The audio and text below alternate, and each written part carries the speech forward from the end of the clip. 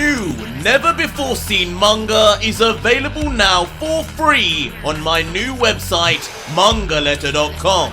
This includes unreleased ULTRA Vegito episodes, VE episodes, GR episodes, and an unbelievable amount more.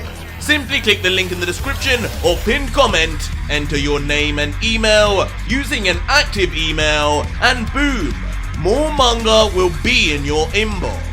Make sure to check your spam, junk, or other folder if you don't see it, and remember, this will never be released outside of Manga Letter. So sign up now, no excuses, it's free. There's over 132,000 members and counting. Enjoy. So our story continues after ULTRA Vegito had just murdered the god of destruction of Universe 8, Liquor, and then had the audacity to taunt his angel too to try and stop him. Korn, looking angry at Vegito, then responds, "What did you say, Vegito? Do you have any idea who you're talking to? May I remind you that I am no god of destruction, nor mortal. You may have gained enough power to take down Mirus and Liquor, but do not tempt fate in trying to take on their masters. We angels are blessed with the power of Zeno and the Grand Priest themselves. True Ultra Instinct, not the inferior copy you possess. Hand over my brother's staff at once, Vegito. Do not defile the names of the angels any more than you already have with your demonic deeds." But Vegito is still unfazed by any of the divine angels' comments, instead opting to maniacally laugh. Demonic deeds? Why do I like the sound of that? Listen, angel, I have no doubt you're far stronger than that pathetic fox I just beheaded. But don't try and bluff your way into getting what you want. Like I said, want Whis' staff? Then take it, and show me this true Ultra Instinct of yours while you're at it. But despite Vegito's invite, something seems to stop Korn, as a sweat drop falls from his forehead and he thinks introspectively, "What disobedience. There isn't a hint of fear in his words. As expected, his years of confinement have caused this foolish mortal to lose his mind. He even believes himself beyond the power of us angels now. Seems he's only after the gods though, and I'm afraid at his current level, he may actually be successful in his goal. Before I seek a new god of destruction to replace Liquor, I must inform Father." What? He didn't. Suddenly though, the face of the angel Korn inexplicably changes. No longer is he calm and collected as he feels a sharp pain in the center of his body.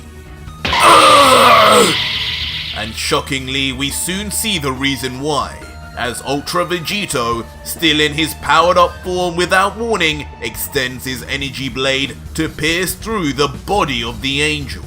The longest it's ever extended, and never in a million years did we anticipate it would be used in such a way.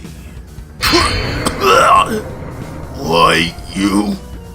Korn, as shocked as we are, can only keep his eyes wide open and focused on Vegito, as blood gushes from his mouth, and for the first time in Dragon Ball history, we see an angel bleed. He continues muttering, What do you think you're doing, Vegito? You won't get away with this! But ULTRA Vegito is still smiling, surrounded in dark electricity, only grinning in response, saying, Won't get away with this? That's the point. I want those silly gods to dare and step foot to me again. I'm done with this game of hide and seek. You ever wonder why no one has showed up yet since I disposed of Liquor, unlike the way they did with Mirus? Because they know now what they're dealing with. And now, unfortunately, you do too. It's a shame. I knew from the second you approached me that you were kidding yourself. True Ultra Instinct. What a joke! If you really possessed that, there's no way that energy beam would have pierced you so easily. You're nothing but a liar. And I hate liars!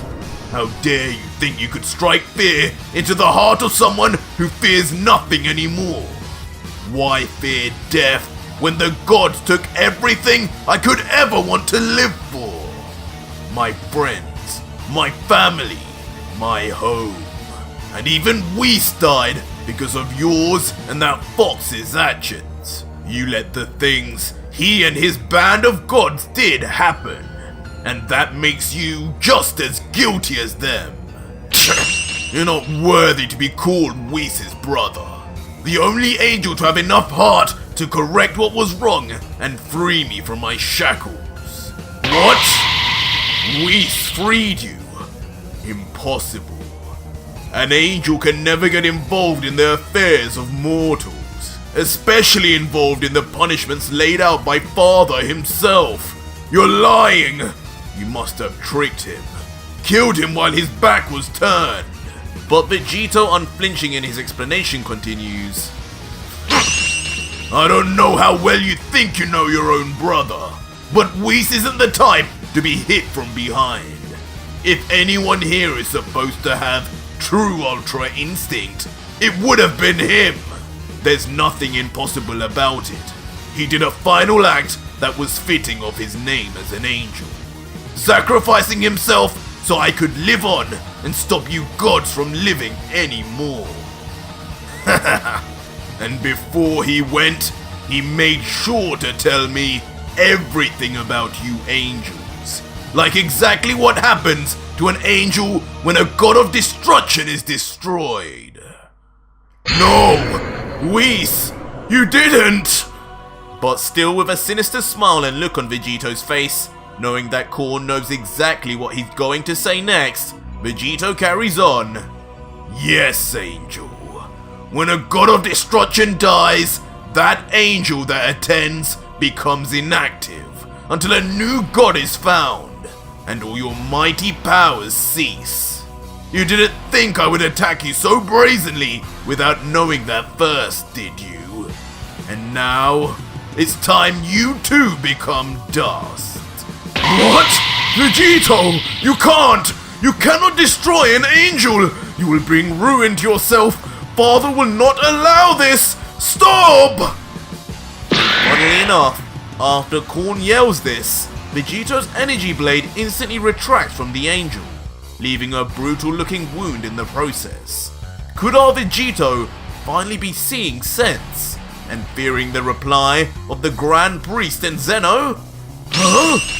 He removed it. Finally.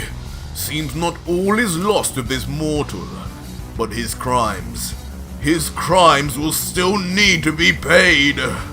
Vegeta, meanwhile, while retracting his blade, remains coldly silent for a moment, not giving an inch of what his intentions or logic are, until a dastardly smile that reminds me of Frieza then forms on his face, and he tells Korn, So you're saying if I kill you and the angels, I'll get those two midgets to finally come out and stop me? Perfect. I grow tired already of how weak you lower gods are. It's about time I got the challenge I deserved. So thanks for the heads up. I'll be sure to make this quick and painless. Just like that, shockingly, Vegeta begins swaying his blade at super speed in all directions, cutting through the air like nothing was in the way of his blade, all the while smiling as he does it and commenting, Now, that's what I like to call cutting to the chase.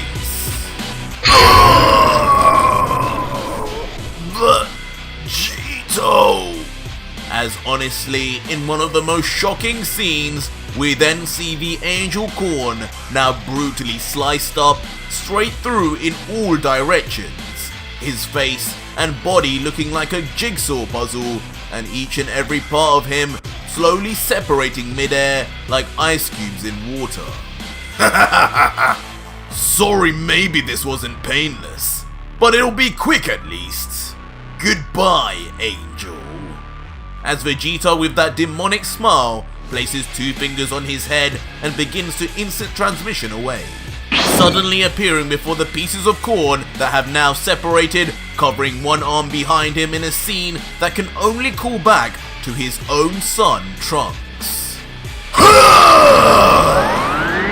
Ultra Vegeta holds nothing back, a smile never leaving his face as he fires a massive beam of energy, once again infused with destruction power, erasing every last cell of corn from existence, including the Angel's staff. Now not only do only 10 gods remain, but only 10 angels too. As the charred ashes of corn fall to the ground in front of Ultra Vegito, he can only comment, "To think I used to exist in a universe where these weaklings ran rampant, whose rules I had to abide to. Never again." And with that, he lands effortlessly on the ground, still while the ashes of his latest victim fall on top of him, before... "Take me to the next god, now!" And just like that, Ultra Vegito commands the staff and vanishes to the next god of destruction, awaiting their inevitable death. But before Heles could ponder any more on where this power of Vegito comes from, in an instant, in a display of unbeatable speed, Ultra Vegito rushes in right in front of Heles, ready to punch her into the next dimension, yelling, "Time to die, goddess!" Heles is frozen in fear, as seemingly time stops for her, and she thinks in her head, "Oh, is this it? This power, this speed, what can I do to stop this? I hope the children will be okay without me." But looking on with a deadly serious face is the Angel Sour. With conviction on his face, he remains quiet until... The Angel Corn suddenly and incredibly surrounds himself in an Ultra Instinct aura, readying himself for something as he thinks, "Angel laws or not, I will not stand by and watch Lady Heles die to this scum. For the good of the multiverse, I will stop this demon from wreaking havoc right now, and answer to my father later." "Not today, Vegito!" As shockingly, the Angel Sour then enters the fray of battle, instantly using the speed of Ultra Instinct to get right between Vegito and Heles, with Heles being shocked herself. "Huh? Sour, what are you... what?" But in a shock turn of events, Sour is left gobsmacked as Vegito instantly switches forms to a complete Ultra Instinct form, his body now surrounded in the same exact aura as the Angel, saying, "Ultra Instinct, huh? Fool! Don't tell me you thought you were the only one who could do that!" Yeah!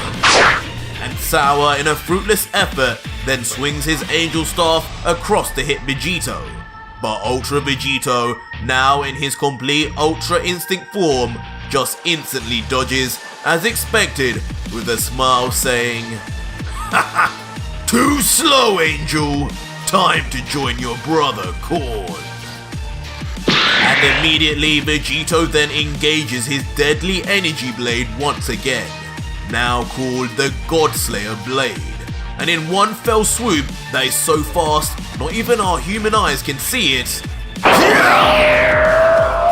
For a moment, there is pure silence, as neither Sour nor Heles knows what has just happened. Only Vegito, with his beaming smile, knows.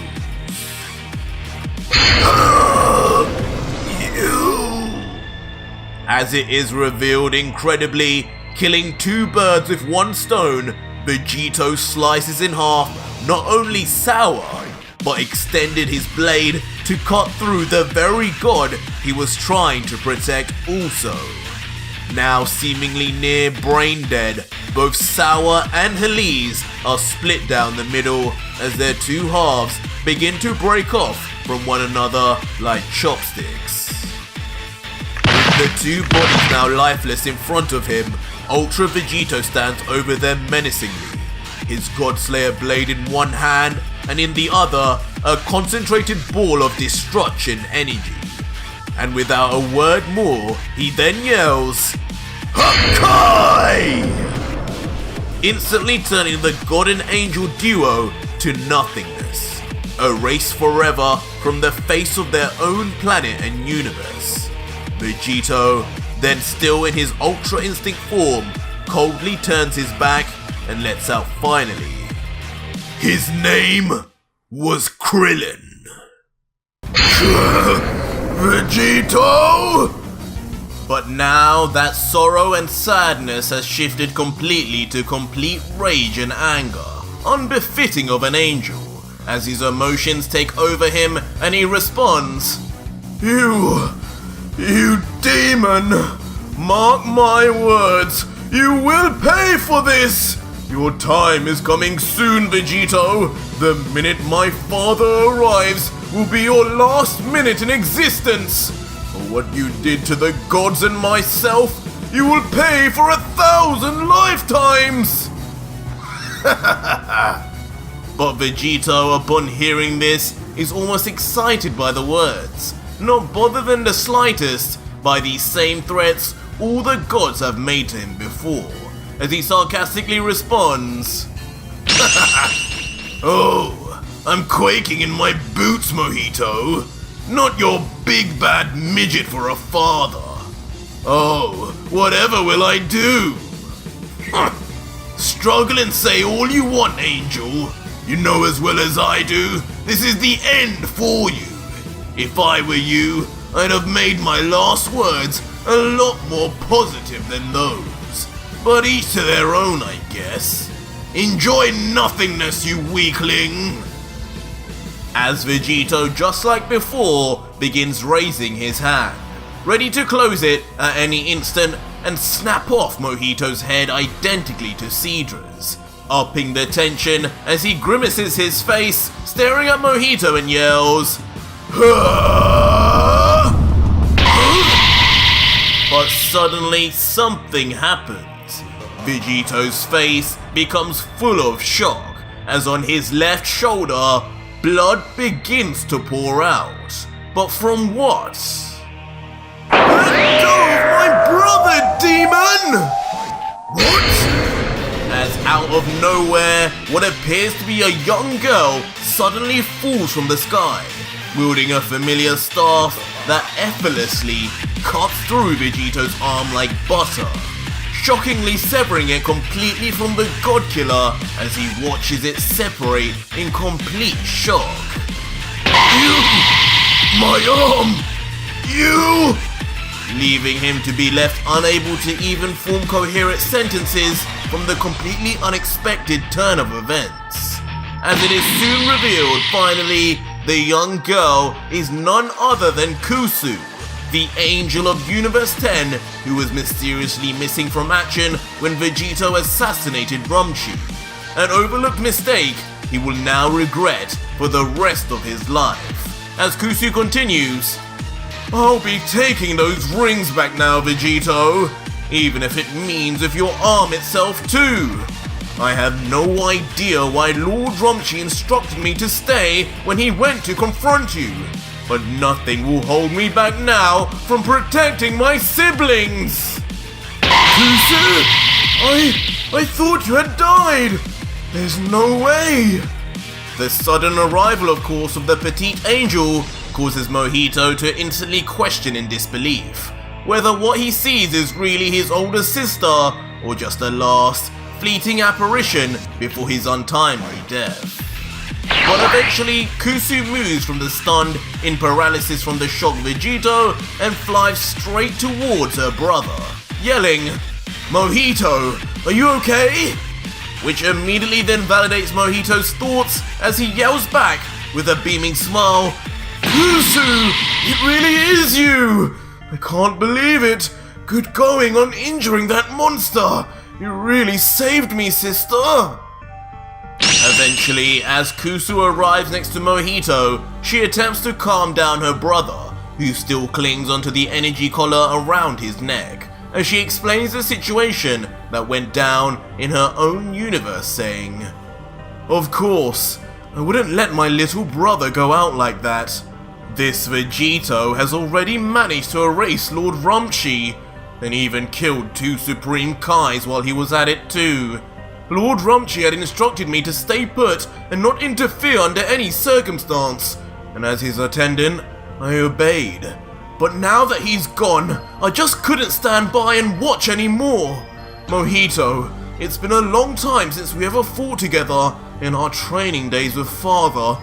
But today, we'll put an end to this together, for the sake of all our brothers and sisters." But hearing this, Mohito can't help but still look at Kusu with confusion and replies, "Kusu? He just killed Lord Sidra, and you're saying he killed Rumchi too? Then what do you mean, sister? We can stop him as we are now. You know as well as I do, as soon as our god dies, our angelic powers instantly become inactive. I am completely powerless right now, and so should you. It's a big mystery how you were even able to damage Vegito like that. What's going on?" Kusu, though, seemingly anticipating such a line of questioning, just smiles back and replies, "Haha, well, that would be the case normally. But many years ago, Father told me that within my staff, and a number of others, he built certain emergency functions. I do not know the powers the other angels have, but he told me mine was to manually reactivate our angel abilities, but only for 48 hours. Again, he made it clear that it had to be used only in the most necessary of situations, but with Father not having done anything about this monster yet, I'd say this was more an emergency than any. My only issue is, I've expended most of my time by now. But for you, once I reactivate your powers, you'll have a full 48. You need to use it wisely, Mohito." And after hearing this explanation, rather than worry about the time limit, Mohito looks at Kusu with a smile and says, "So the rumors were true. Father really did have his favorites. I was never given any special powers, but I guess Father never really did bother to talk to me much. But you, Kusu, what a ridiculous power to have embedded solely for his little Miss Perfect. No matter about the 48 hours, that along with whatever time you have left should be more than enough. 2-on-1, and this now one-armed Vegito fellow will be done for. Let's do this, Kusu." To which Kusu then nods back with a serious look and replies, "Got it, brother. Now stand still. This will be quick." And with that, Kusu immediately fires off a beam of divine white aura from the palm of her hand. As instantly, the energy ball hits and surrounds Mohito in the iconic Ultra Instinct aura we know the angels for, surprising even Mohito himself as he comments, You weren't kidding, Kusu. I can feel my energy return. No, I feel even stronger than before. This is outstanding." And so just like that, we then see for the first time dual angels, brother and sister, surrounded in divine mastered Ultra Instinct aura, ready to take on Vegito with all their might, with Kusu screaming, "Alright, Mohito, I probably only have an hour left. For the sake of Father, no, for the sake of the entire multiverse, we will avenge our fallen brothers." To which Mohito gets his staff in position and replies, "Certainly, my sister, I will enjoy this demon's final moments." God damn it! But meanwhile, back with Vegito, the adrenaline from the shock of seeing what Kusu did to him finally fades, and the pain and burn of his now blood-spewing shoulder begins to set in, as he clutches his shoulder to stem the blood and yells angrily, "You! What have you done to me? My arm!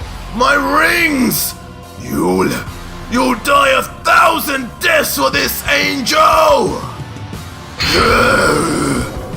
And now the look of anger never before seen so intensely on Vegito's face, as veins bulge over not only his face, but in the whites of his eyes too. He lets out intimidatingly, "First, your damn daddy locks me up for 10 years of my life, making your own brother, Whis, off himself just to make things right. And then you take my entire family away from me for eternity, and now you undo what your own brother wished for and take away my own arm from me too! Why don't you damn angels just accept your punishment and die already?" And with just one arm still leaking a trail of blood, Vegito rushes in at the two angels, angrier than ever. But unfortunately, weaker too than ever after training for a year non-stop in the GT timeline, surviving a planetary Hakai, and Hakaiing Lord Sidra, all without a second of rest. And ultimately the two angels, in all their wisdom, know this too, smiling without a hint of fear in their heart as Vegito approaches, with Kusu thinking, "And here, the fool finally comes." With Vegito beginning with an enraged punch that uncharacteristically misses under the exceptional movements of Kusu's Ultra Instinct, with the little girl commenting, "Too slow, God Killer." And as her confidence grows, a smirk comes across her lips as she continues, "I guess since you're missing an arm, I don't need to worry about a follow-up attack.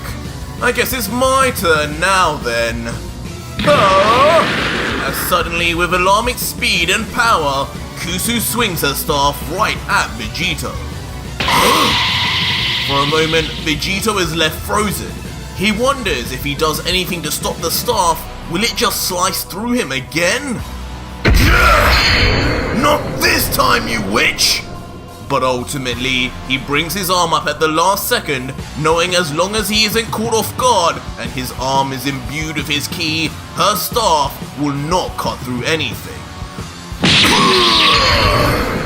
But unfortunately, even with that block, there was nothing in the way now to defend himself on the other side as Kusu instinctively follows up with a kick that lands, sending Vegito flying as he thinks, "Damn it! I haven't got used to having one arm yet. I still think it's there when it's not. I can't fight like this. I need to." What? But before Vegito can even finish his thoughts, right behind him appears Mohito, he too gripping his angel staff with both hands until Vegito is slammed on the back of his neck with a blow that would normally leave anyone paralyzed, as Vegito coughs out blood and momentarily loses consciousness, being sent now flying uncontrollably toward the depths of space. "Sister, it's working just as you thought. Father would be proud. This mortal upstart doesn't even stand a chance." To which Kusu, with an even bigger smile, replies, "Haha, and only barely 10 minutes have passed, brother. We still have plenty of time to finish this, and have some fun with him too." As the two ferociously continue to chase after Vegito's vulnerable, flailing body, still not satisfied with the damage they've already inflicted on the Saiyan. Eventually though, Vegito manages to regain himself in the midst of space, staring into his impending fate as both angels rush in. In the brief seconds he has left, he continues to think to himself, No! This isn't how this was supposed to go! I've lost too much blood and energy! Surprise attack after surprise attack has drained all my energy just trying to survive! And with one arm, I don't have a hope in hell of defending myself to pull off a win! What is even going on here? We said their powers should have deactivated the minute the gods died! It happened with Korn. Why isn't it the same here? Something is wrong, but I don't know what. I need to get out of here and regroup. "Hello, God Killer! Miss us?" But time is cut short, as in a flash, both Mohito and Kusu appear before the same menacingly, smiling from ear to ear, knowing just how helpless the once feared God Killer now is. As Mohito says, "Now be a good boy and let me chop off that other arm too. I wouldn't want you to use those remaining time rings, would we, Kusu?" Solar Flare! But while the cocky angels take their time threatening the thought to be helpless Vegito, the Fused Saiyan unexpectedly takes a page from Tien Shinhan's book and unleashes an incredible bright light that blinds even the angels. No, Kusu! We took too long! As both Mohito and his sister close their eyes momentarily and cover them from the burning bright light, leaving Vegito finally some time to make his escape as he says to himself, Got him! Enjoy seeing nothing but white lights, you freak! A little gift from one of your victims. His name was Tien. And just like that, Vegito rushes off, leaving the two angels in his dust, his arm still bleeding as he looks back knowing he can't even risk attacking them in this state. All he can do is run whether he likes it or not. Over there! And within seconds, Vegeta plots course to a random planet below to find anywhere at all to hide or recover in some way. He still has some of the time rings left, but would he really escape without retrieving his arm to reattach? Eventually, Vegeta arrives on the surface of the planet with a small thud, and for just a brief moment, he looks around to survey his surroundings, thinking, What? This planet literally has no life force at all! It's nothing but rocks! Barely anywhere to get some space! As Vegeta then grunts as he continues to run frantically to find any sort of cover to hide from the hunting angels above, thinking to himself, There's got to be something around here! How can this massive planet not have even a hint of life? It's basically a glorified moon! Finally! This will do for now. But eventually though, Vegito does find himself at the foot of a large cave entrance. Pitch black inside, he decides to enter with his godly energy signature completely untraceable. But once inside and calming down in the darkness, he begins to think on his next moves, still grabbing onto his bloody shoulder, trying to remain conscious. They should have recovered from that solar flare by now, but they'll never figure out I'm here.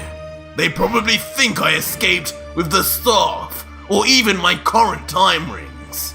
But there's no way in hell I'm leaving without that arm. Each of those rings provides instant access to another timeline. And on top of that, if I get that arm soon enough, I'll still be able to reattach it. Oh, we know exactly how important that arm is to you, demon! But suddenly, Vegito's calm thoughts are interrupted by a pair of familiar voices creepily yelling at him in tandem. Vegito slowly turns his head into the darkness, seeing nothing at first as he comments, "What the? Who's there? No, it couldn't be!" And in a scene straight out of a horror flick, two pairs of demonic-looking eyes with two creepy grins to match suddenly appear from within the darkness. Through whatever means, the angels have found Vegito, and there is no way to escape. So our story continues with Ultra Vegito standing in fear, still only with one arm leaking blood even as we speak, and behind him the same dual angels who have just inexplicably hunted him down even in the darkest of caves. But soon the fear and panic of Vegito's face switches back to anger and annoyance at the situation as he thinks to himself, "I was kidding myself if I thought I could outrun two angels. Each of their staffs can probably tell where I am at any given moment. I can't lie, this is bad. With my energy this low, coupled with the blood loss, I'm completely outmatched. There's only one way out of this." And having thought this, to our surprise as an audience, within Vegito's last remaining arm, a shining ball of energy begins to form in the palm of his hand.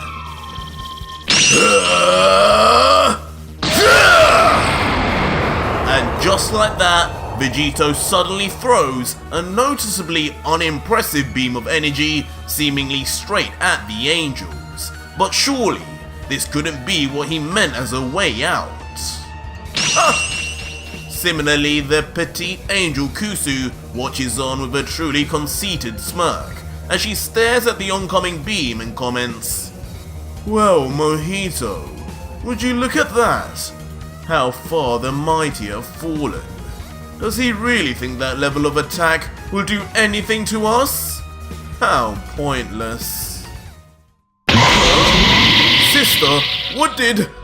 But to the shock of both the angel and us, the beam suddenly shifts directions mid-flight, shooting instead straight into the air, missing the confused angels by mere inches.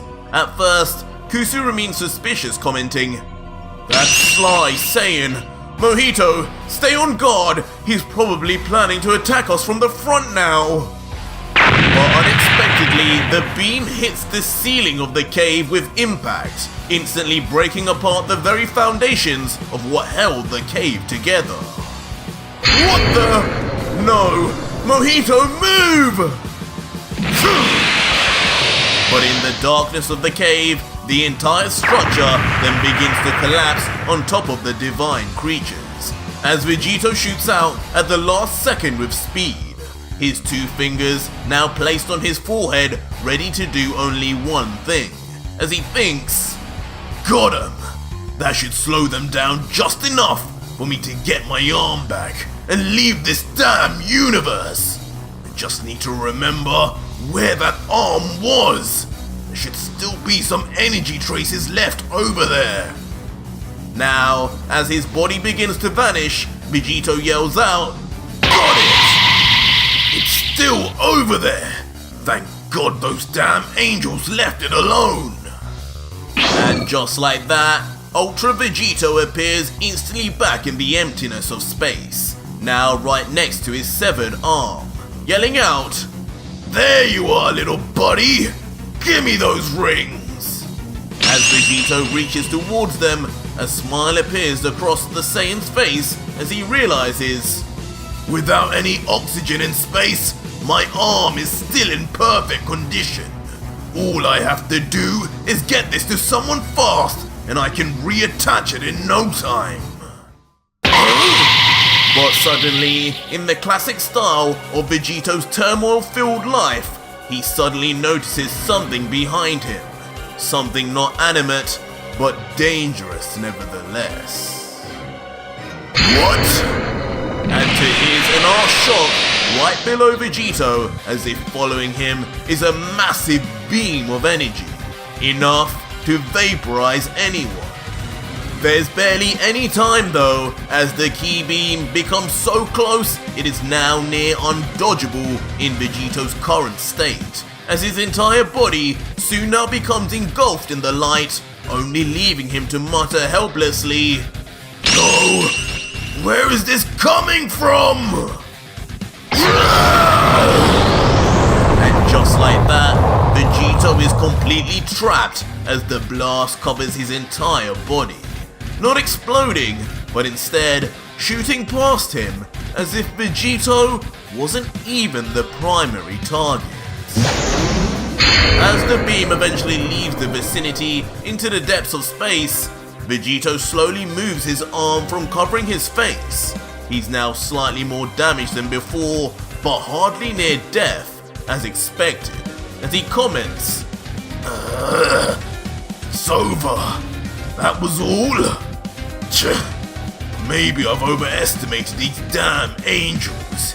They might have been weakened just as much as I have after all this time. That attack was pathetic. But regardless, I'm still getting my arm first and... No! No! But soon, the real aim of that blast is revealed, as not even a trace of Vegito's severed arm remains, now having been completely reduced to nothing but dust, including the many rings that were on them too. How dare you! Who did this? Immediately causing the few Saiyan to roar in unkempt rage, his plans and hopes to regain his limb now completely shattered and because of a stray energy blast. But soon, some common sense comes back to Vegito as he looks down at the planet below, realizing it's the exact direction the beam came from. For a moment, he thinks in his mind silently, It couldn't be the angels. They couldn't have freed themselves so fast. There's nothing down there. What on earth could have done this? But as Vegito looks down and the scene begins to zoom in, his worst fears are brought to light as from the surface of the planet, exactly where the beam had come from, lay two familiar figures. Two figures who only bring back fury into Vegito's heart, knowing the gods had robbed him once more of his happiness as he grumbles internally, You damn angels! I may have lost my arm, but I promise you will lose everything in return, no matter what depths I have to fall. But standing tall on the surface of the planet, just to confirm Vegito's eyesight, is Mohito with a smirk and his arm outreached, and his palm still smoking from where he had just been the one to blast that earlier ki beam. As the equally smiling Kusu comments next to him, "Nice shot, brother. You haven't lost your touch at all. Just look at his face. The fool should know by now. He's not going anywhere as long as we're around. Wherever he goes, wherever he hides, he will never stand a chance against us. Let alone father, with him being a cripple now. Poor mortal." While Mohito adds on, "Haha, it's true. This Vegito's power was overwhelming before. But with the energy he's wasted so far, and with just one arm, he's back to being nothing more than a Universe 7 lowlife. It's a shame we had to destroy a time ring, but robbing this demon of one of his limbs is priceless." Kusu, though, being the older sister and wiser, then responds cautiously, but still with a smile, "Haha, it may be true he's significantly weaker now, but don't let your guard down, Mohito. You know he's been holding back, right? This form he's been using against you is not what he used against Lord Rumchi and the Supreme Kais. I watched it all go down on my staff. He'll be down here soon to face us at his full power, I'm sure of it. We can just wait here." He won't run. Not now that we've hurt his fragile ego. Huh? Which immediately piques Mohito's concern as he softly queries back. This isn't his final form. What has he been hiding? And so be it! I don't even need a second arm to destroy you, brats! As instantly, just as Kusu had worried, ULTRA Vegito finally decides enough is enough and powers up to his Ultra form, combining Goku's mastered Ultra instinct and Vegeta's perfected Ultra ego, losing his eyebrows, gaining dark purple hair down the sides of his locks, and now dark black flames that burst forth from his body. And now from above, looking down on the planet ironically like a god himself, he opens his palm towards the planet and thinks, It hurts me deeply to do what a god of destruction does, especially emulating exactly what Sidra did to me. But this is the only fitting way to end this. The perfect, ironic ending for two pathetic angels who think they know my every move. And with a commanding look and voice, he then shouts down, I hope you damn angels are enjoying it down there, because you will not be leaving.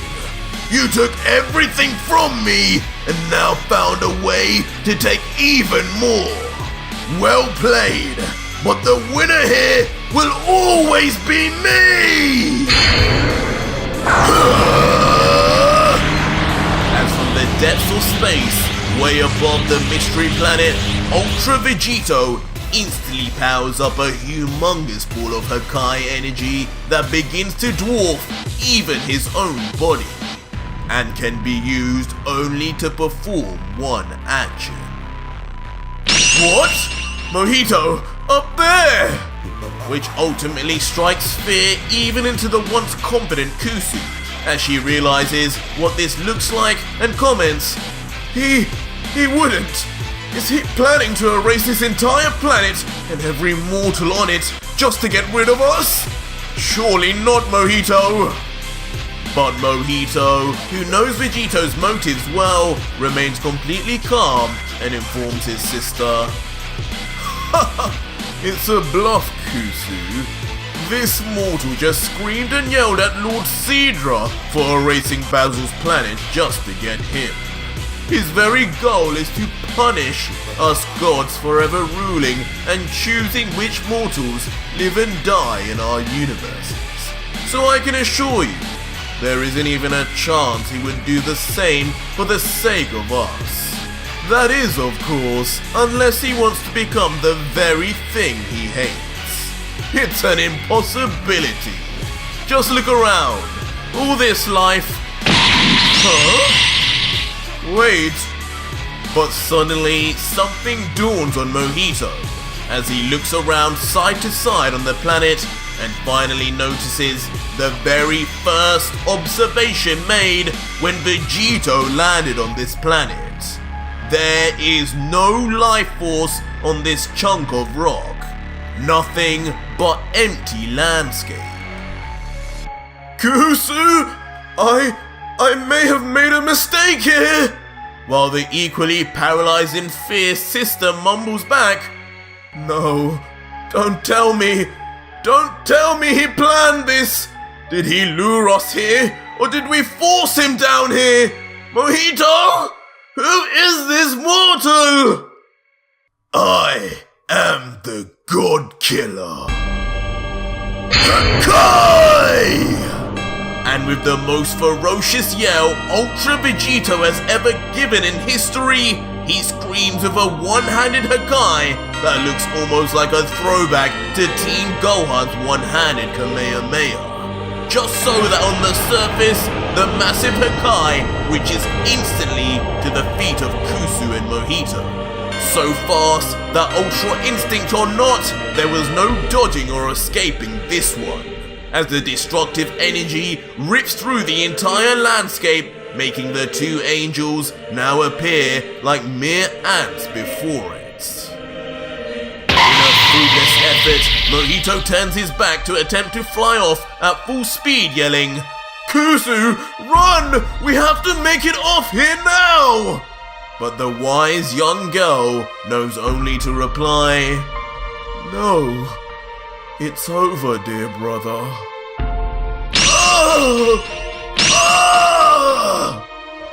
As just like that, as if frozen in time, a testament to just how fast ULTRA Vegito performed his planetary level Hakai, both Kusu and Mohito returned to dust, erased forever and never to be seen again.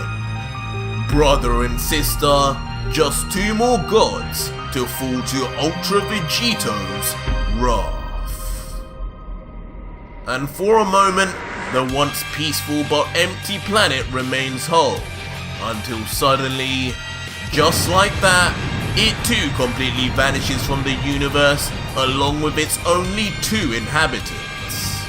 And as the debris and dust of the planet floats off into the never-ending abyss of space, ULTRA Vegito stands above, watching coldly as he comments, That was embarrassing! How could two lowly angels like that cause me this many problems? I don't care I haven't rested since training that year with Gogeta. They took my damn arm! I have no control over Whis' staff to be able to heal myself. When these things happen, I'm on my own. Now what the hell do I do? And without saying a word more of his plan, if any, he uses his remaining time rings with the last of his power and reaches out his hand yelling, "Take me back to Universe 7! Then opening a massive portal once again to another random timeline, at least assured to be in his own universe. Could this be back to Gogeta to check on what happened with Mirus and Whis, or something else? Even ULTRA Vegito couldn't know. And soon enough, we see just the last part of Vegito's leg as he enters into the unknown. I knew it! And from afar, also realizing the trickery that has just befell his lord, fury bubbles within the angel Cognac until... You damn god killer! Get away from Lord Quitela!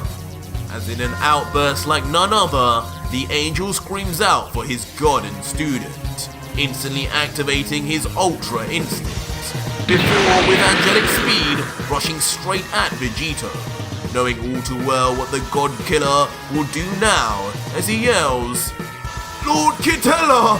I cannot stand any longer! The minute you die, my powers will disappear too! I must fight to save us both!" But with a turn of his head and an evil smirk on his face, Vegito calmly says, "I'm well aware of what happens to you when that happens, and I can't have that. He won't die, not until I'm done taking your powers too." What? Take my powers too? Has he lost his mind? An angel's power is not of energy. It is of our very life force itself, formed by Father. Surely, that device cannot absorb that too. But before Cognac can even fathom Vegito's nonsensical claims, Vegito vanishes. But without warning, the angel then finds himself suddenly covered in an ominous darkness as he looks up and sees something unbelievable. And there, levitating in the air, surrounded in a giant apparition of himself, created solely from his mastered Ultra Instinct aura, is ULTRA Vegito, now in his final form, ready to finish Cognac, as the angel can only step back in fear and mutter, "What is that?" But staring down like a god himself, Turning the tables, Vegito looks down at Cognac coldly and remarks, Remember this feeling, Angel. This feeling of hopelessness. This feeling of being completely outclassed and overpowered. Killed for no reason other than being lower in the food chain.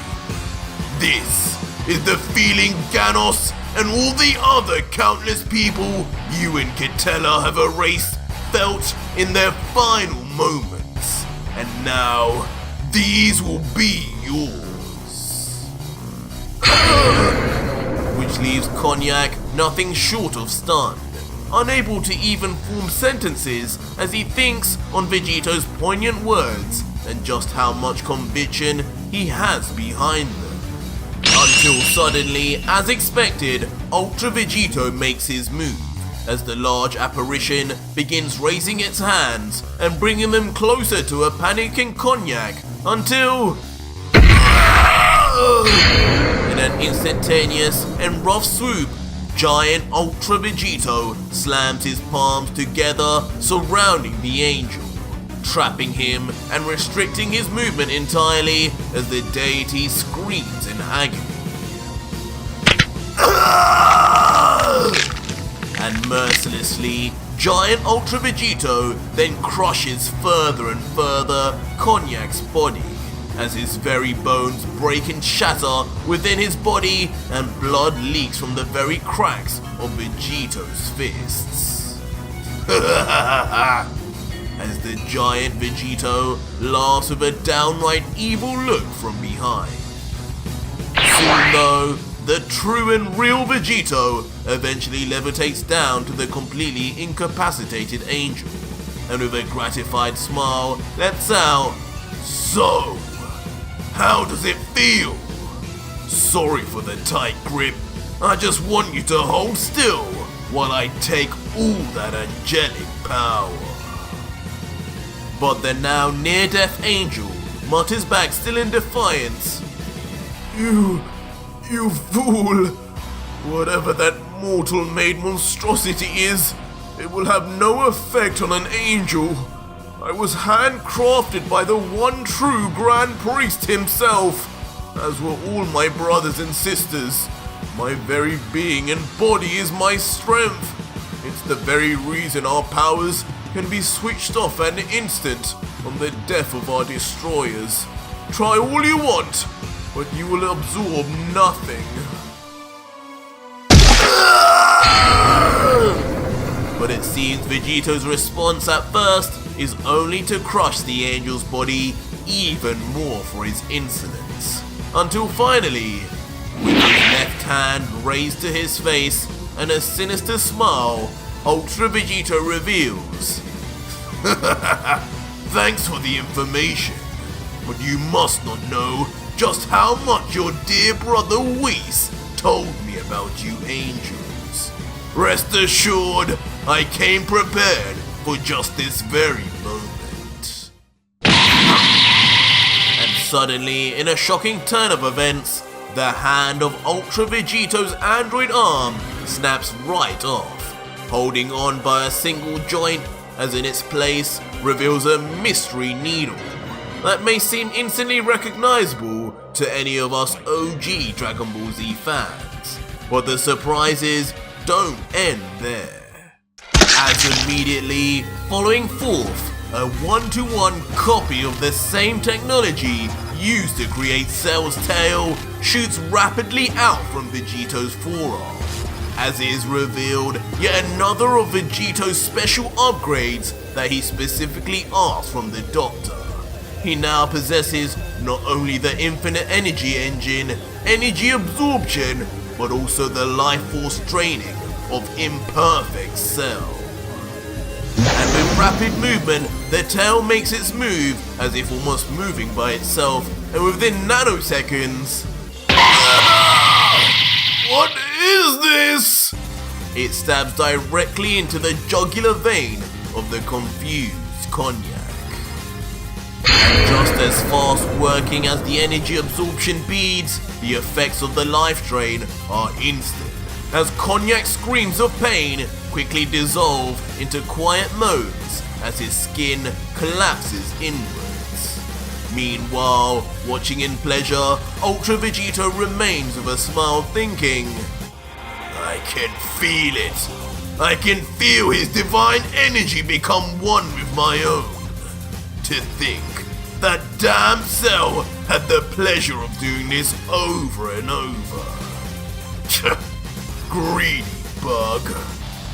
And as Vegito thinks, Cognac is left to be a mess of inward, caving flaps of skin until finally, in a horrific image, not a trace more of his life force remains, leaving behind just a husk of the former divine entity.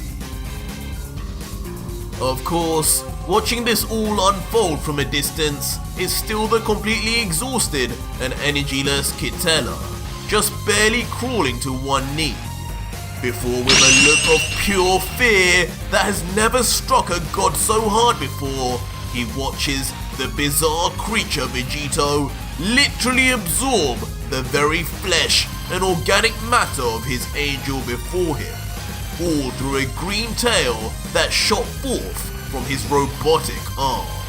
As he mutters, This is a Saiyan?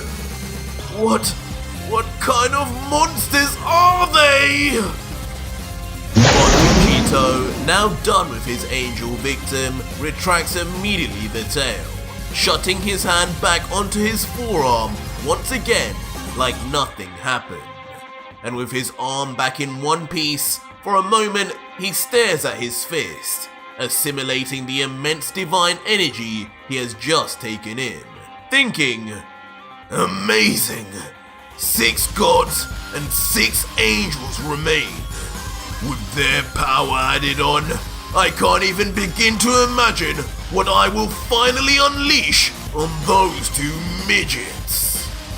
Referring of course to the Grand Priest and Zeno. Before without a word more, Ultra Vegito then turns his body and aims his right hand towards Quitela and the now dropped on the ground husk of Cognac and yells, Akai! Blasting forth the signature finisher of God Killer Vegito. And just like that, without the 2 deities literally being able to do a thing, Quitela yells, No! You monster! As he turns to dust, and the already deceased angel, who is nothing more than a bag of skin now, also then returns to the universe as particulate matter. And with now 2 more gods added to his kill list, Vegito finally descends from the sky and lands with a thud on the ground. But before long, Vegito grabs onto his stomach and grins widely as something uncontrollable builds within him. An uncontrollable laughter.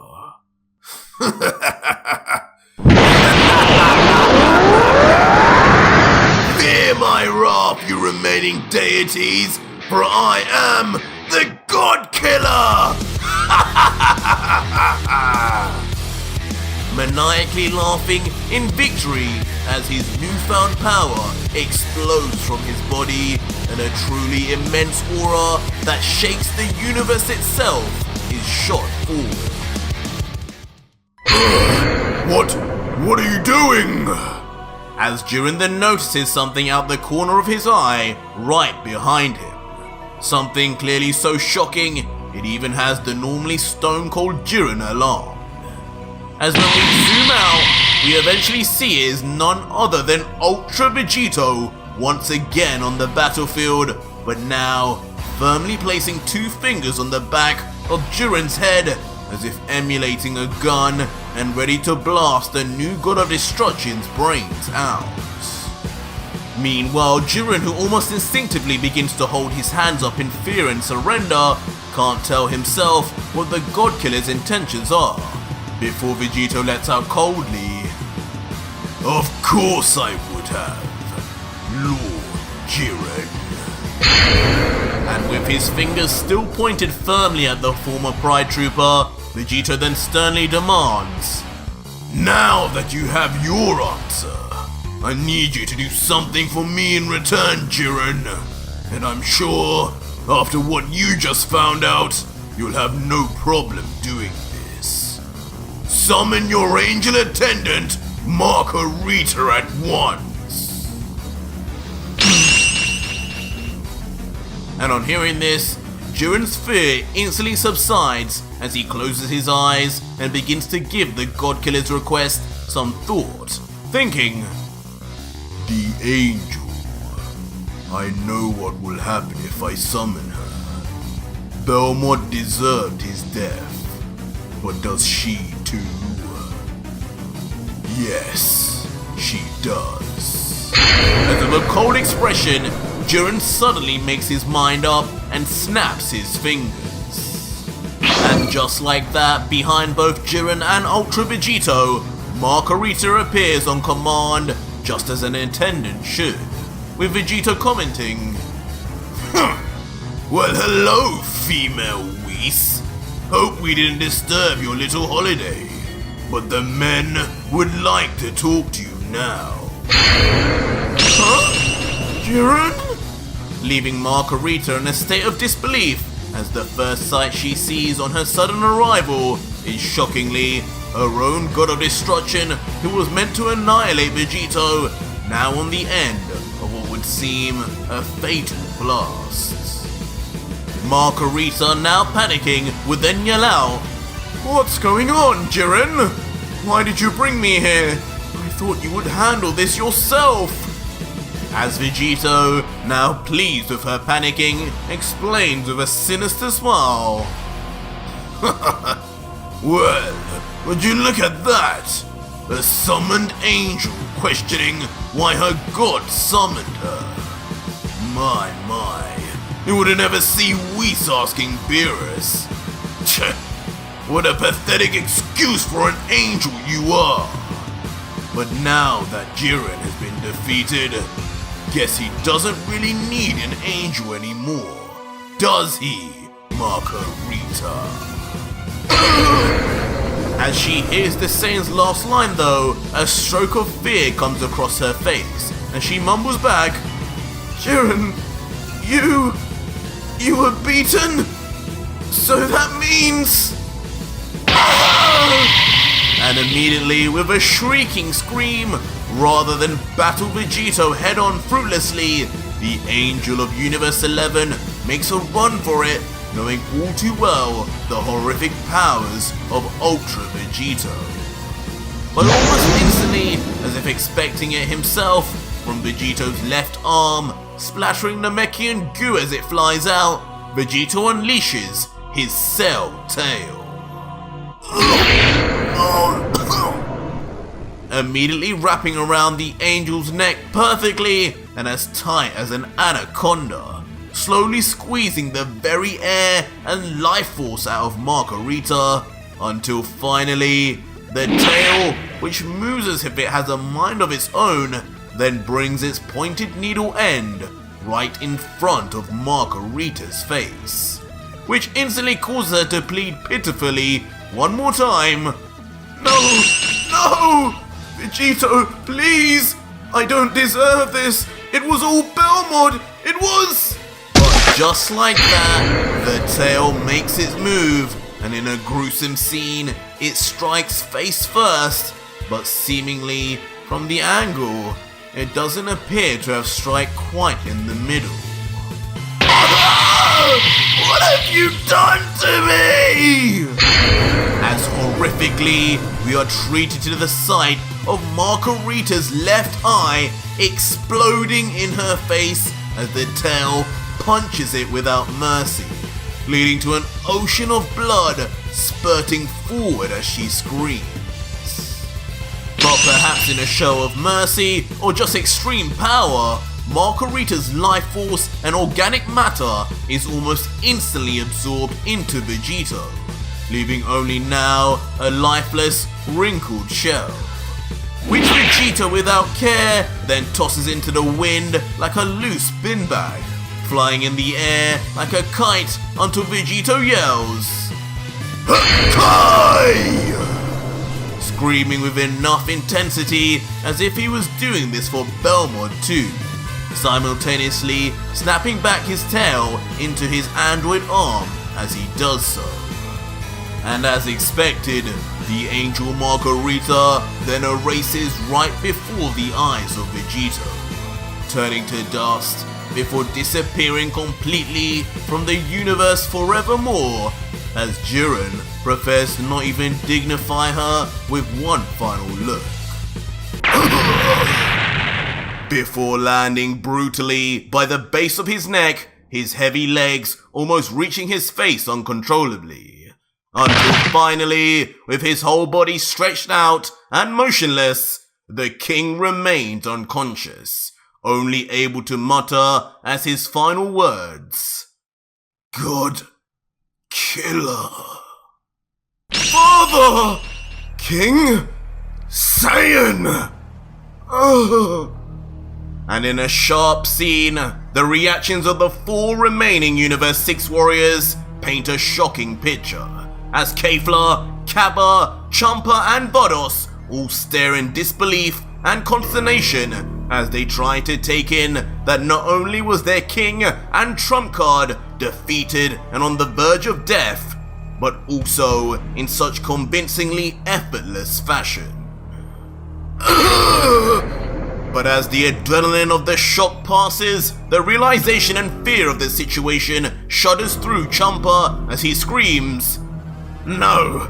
No! The king can't be defeated! Not like that! Vados, tell me this is an illusion!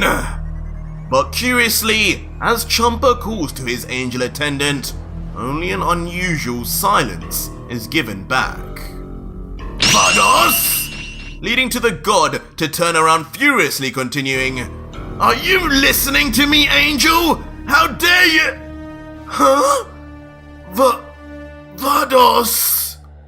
But suddenly, as Champa turns around, a mystery sight is in front of him, silencing him in the spot as his body goes stiff in shock. But what could it be? Vados!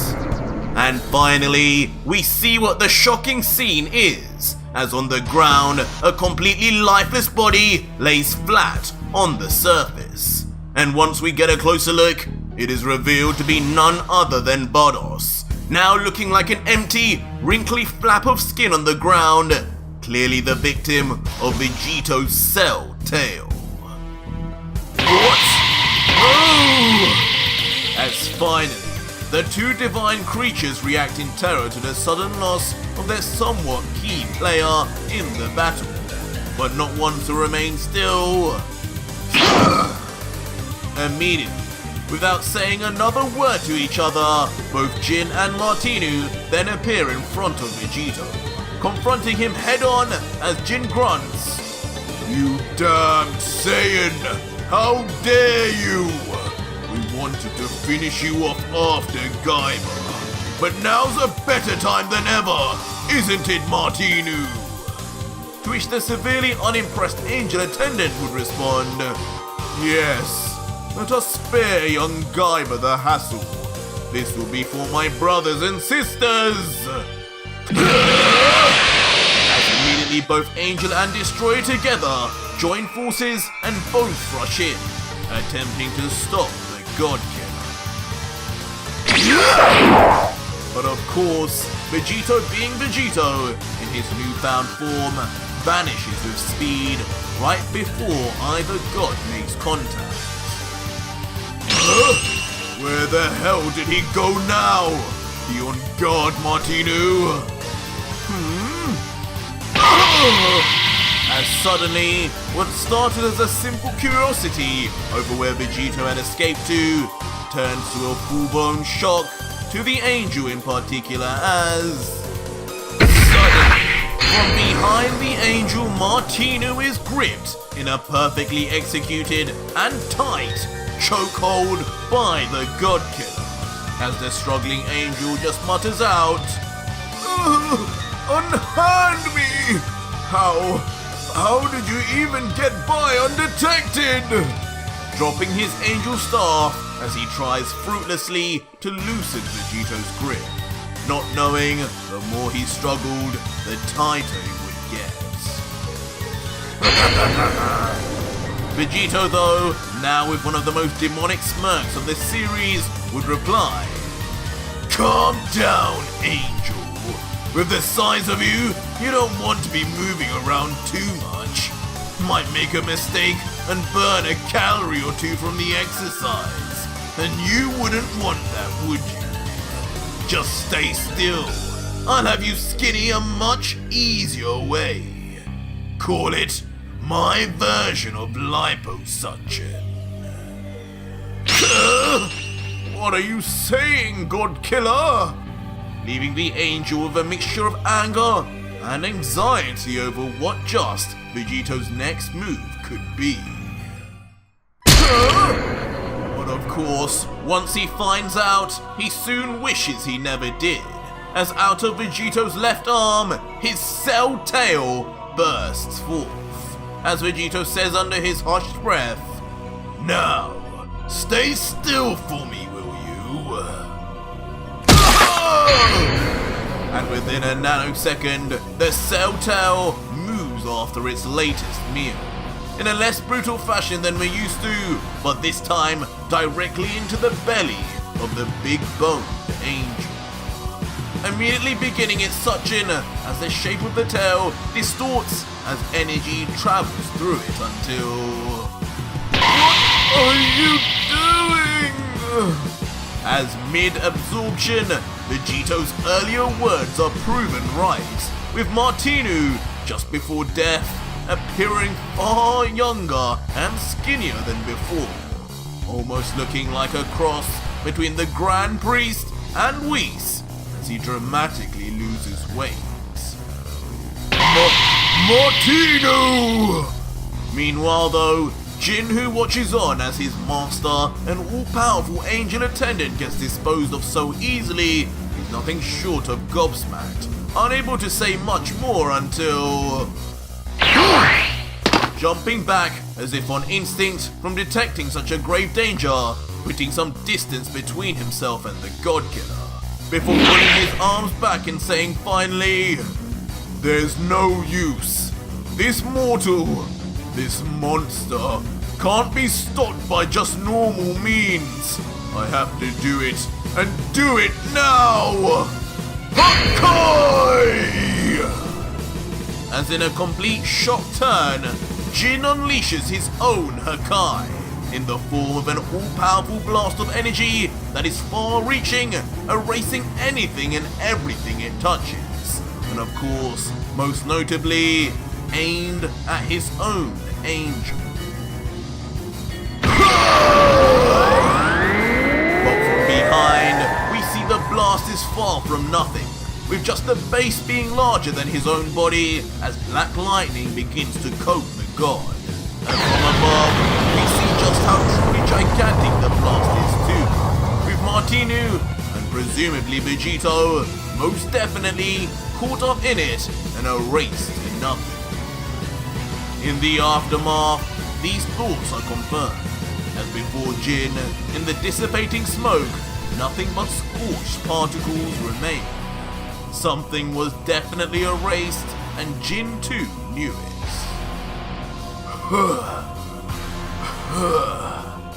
As when we look back at the exhausted god, he bears no doubt on his face, but only a sense of sorrow as he lets out, "I'm sorry, Martinu. I had no choice. With him wrapped up with you, I had to get rid of both of you while he was still absorbing you. In the end, his lust for power and your sacrifice is what killed him, my friend. So be proud.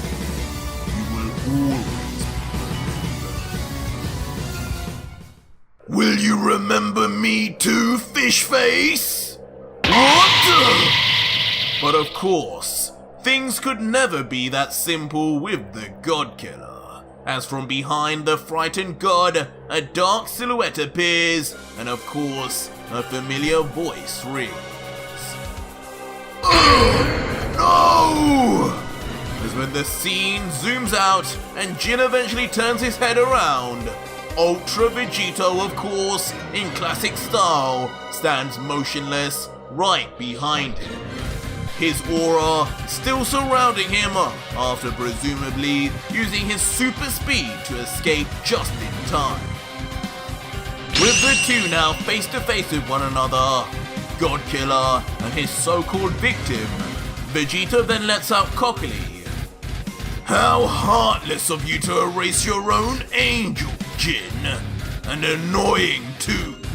That was supposed to be my pleasure. But oh well. I'll still get the chance of wiping you from existence. And that will be more than satisfying.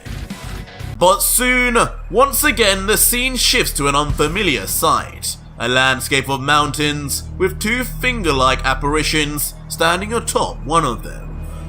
But as we move in closer, it is revealed to be Arak, god of destruction of Universe 5, meditating peacefully behind a makeshift fire, while his angel, Kukitel, stands silently behind him until, with a hint of trepidation, the angel would let out, My lord, I am afraid Lord Jin has now fallen too.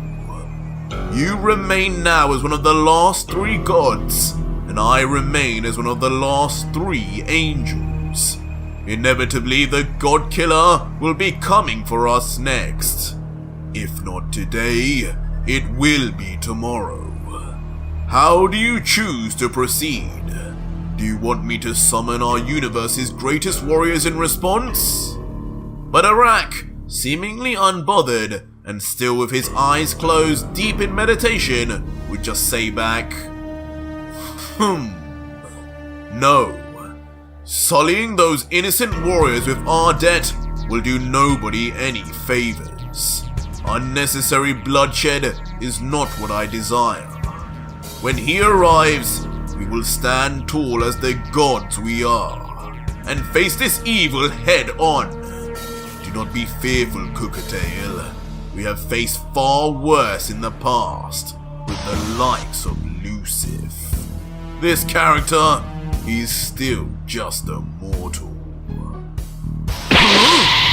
But just as Arak says this, in front of both the god and angel, a time portal suddenly opens, much to the shock of the duo.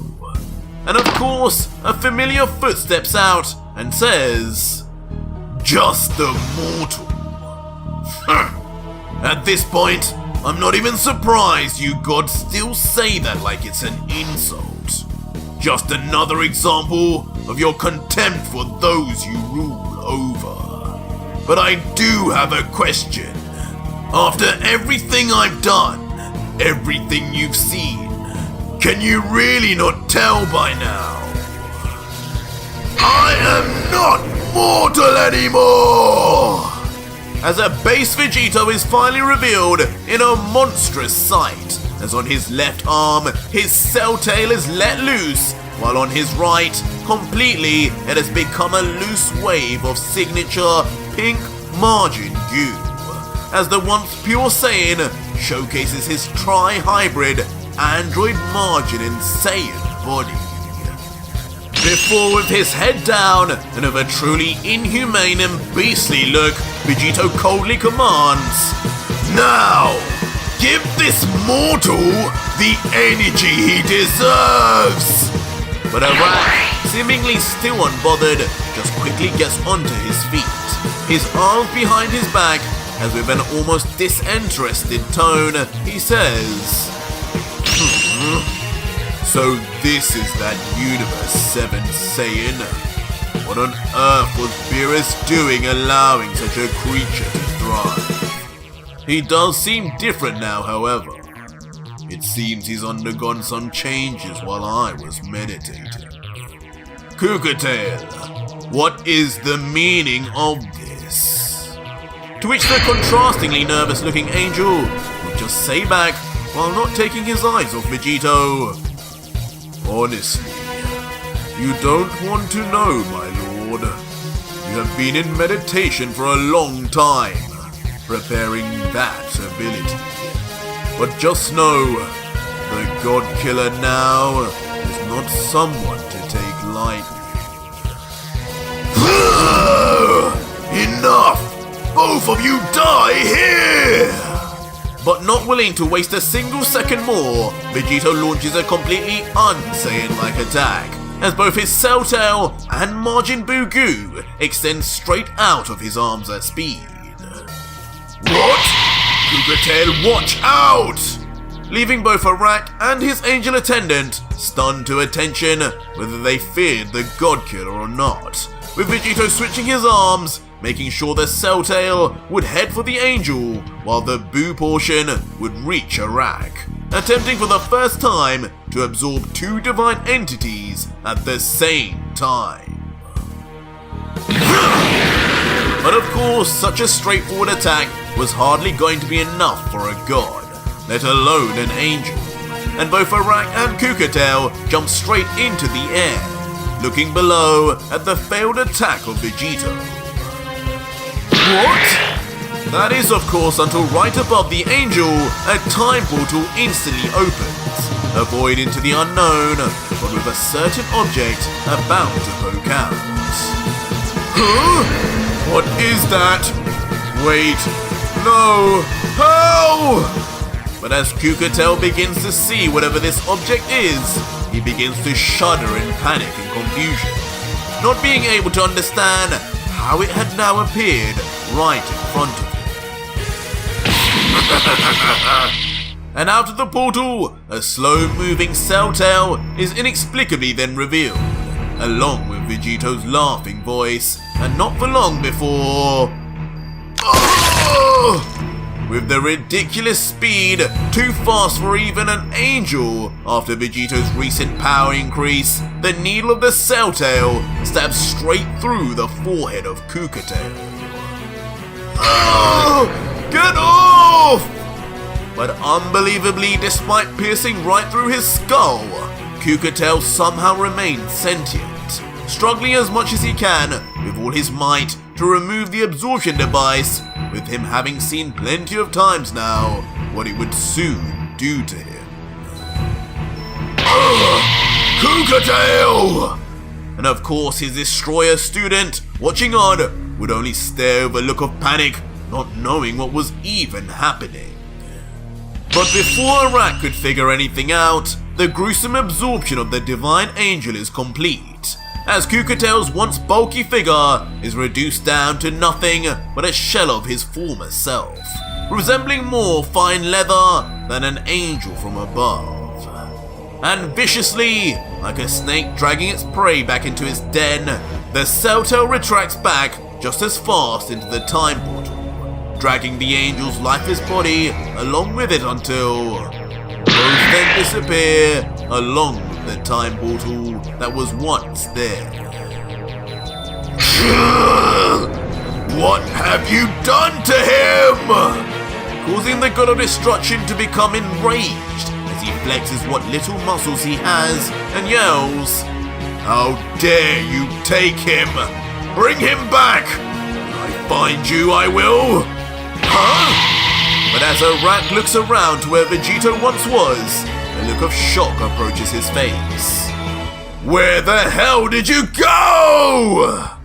As he soon realizes, just like with his angel, not a trace of Vegito remains around him anymore either, leaving the god bemused.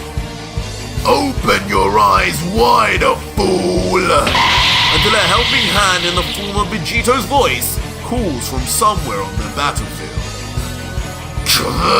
Why, you? Running already, are we? Making the god instantly turn with rage, ready to spot wherever the god killer was hiding. How did you? But, unfortunately, Vegeta was far from hiding, and to the sheer terror and surprise of Arak, the base form Vegito appears right in front of the destroyer, smiling in his face as he goads. Running? That's a funny way to describe me waiting right behind you. Now, what were you saying? When you find me, you were going to do what exactly, you ugly freak? To which the muttering in horror Arak would just whisper, Kukitel, what have you done with him, you vile beast? Bring him here at once! To which a now giggling with confidence Godkiller would just then reply, Oh, how adorable! You just want to see your dear master again, don't you? Well, lucky for you, I can have that arranged. Feel free to say a final goodbye, but just don't expect him to say much back.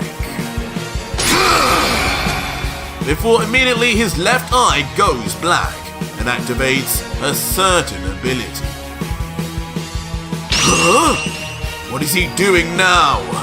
Leaving the confused Arak to just watch on nervously, not knowing whether the Saiyan was bluffing or not. Lord Arak. But from the side of the destroyer, a familiar voice that could only belong to one divine being calls out to him. And cautiously, the sweating Arak would then slowly turn his eye to the side until... Kukitel! In a traumatic scene, Kukitel is indeed brought back to the side of his god of destruction, but now under the control of Vegeta. And also, there's nothing more than an energy apparition to be used as a tool by the God Killer. What's wrong? I thought you wanted to say goodbye. You! While meanwhile in the distance, feeling and seeing the sudden planet-shaking quake and charge of insane energy, the three forgotten deities left behind by Z would all stand in panic, stepping back in fear, with Mule whispering, Wait a second! Z! I don't sense him anymore! Is he coming back? At the very least, his energy barrier is still here to protect us, right? But Vegeta, once his unleashing of rage is complete, even from that distance, would hear their whimpers and reply, If you fools really think that little glass house you're in is going to protect you, then you have another thing coming. I'm mad right now, and I could use something to take it all out on. Who's first? Any takers? No! And in response to this sudden threat, the three gods would once more cower in fear and terror, knowing they are only inches away from death if Vegeto's threat was true. But at least Z's energy was still holding strong. But with a pessimistic view, Mule, despite this, would worry, That damn god! I don't know what he's up to, but that freak over there tried breaking this already. If it's still up, then it means Z will be back. Maybe this is just part of his plan. Maybe this is... But suddenly, as Mule would begin making up various theories and explanations to where the Royal Guard was, unexpectedly, the energy barrier would then begin dissipating right before his eyes.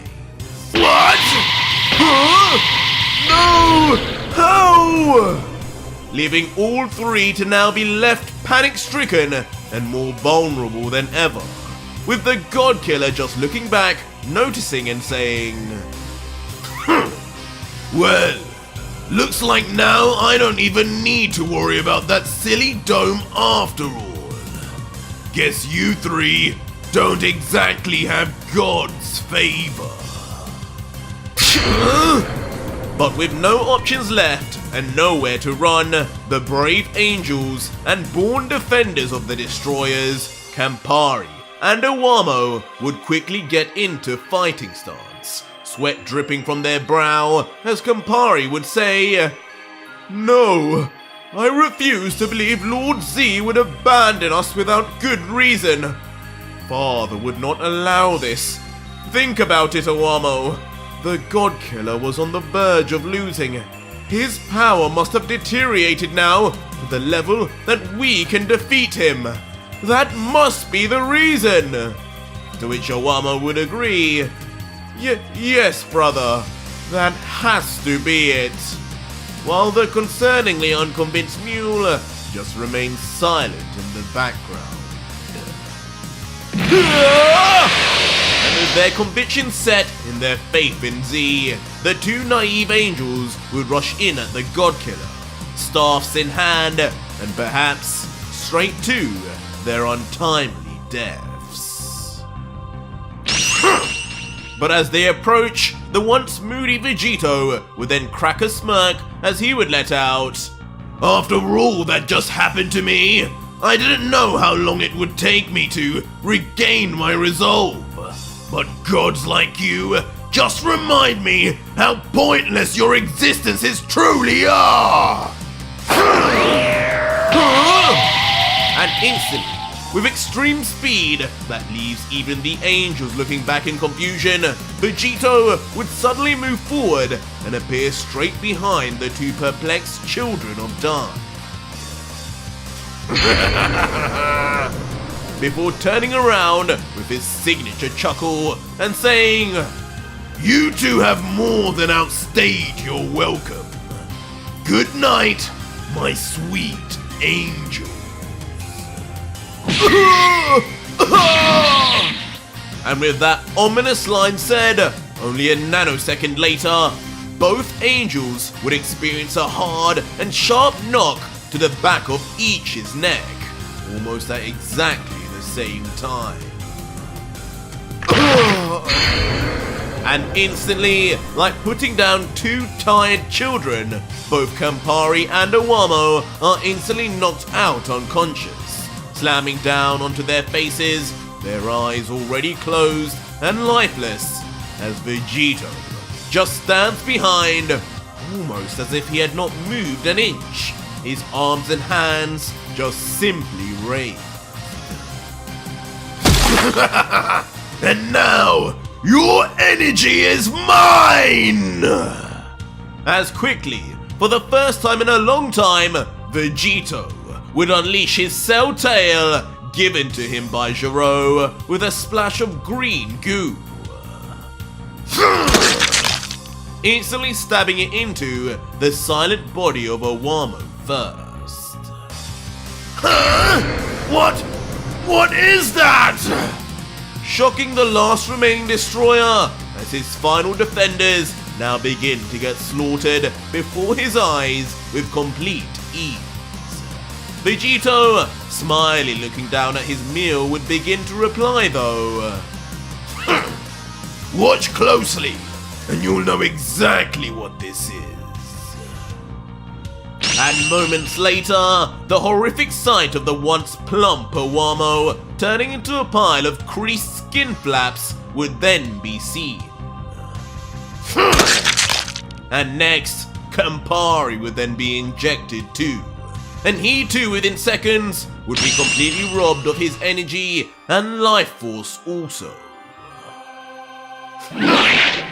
And of the two angels now added to the God Killer's kill list, Vegito would snap back his cell tail, looking hardly impressed, as he then looks to Mew finally and says, "Well, that was underwhelming as usual.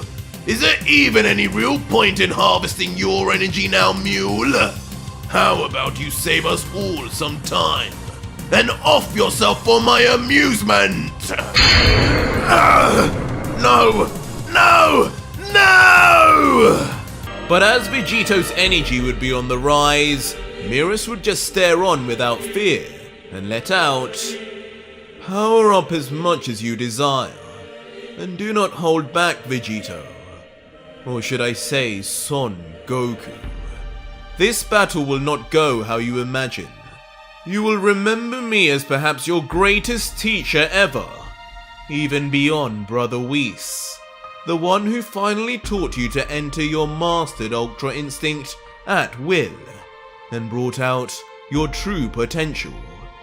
But this Saiyan here, Broly-san, is a warrior in an entirely different league to you or Vegeta. A Saiyan whose power grows and improves in every second of battle. Something you've both witnessed. A legendary warrior of sorts. And in the decades we've spent training together, it is no exaggeration to say you have a better chance of defeating Father than defeating the two of us together. And instantly, on the finish of that monologue, the two gods, like twins, would begin yelling and powering up themselves in tandem. Their aura and shockwaves interrupting even Vegito himself as he would close his eyes and raise his arms trying to brace himself.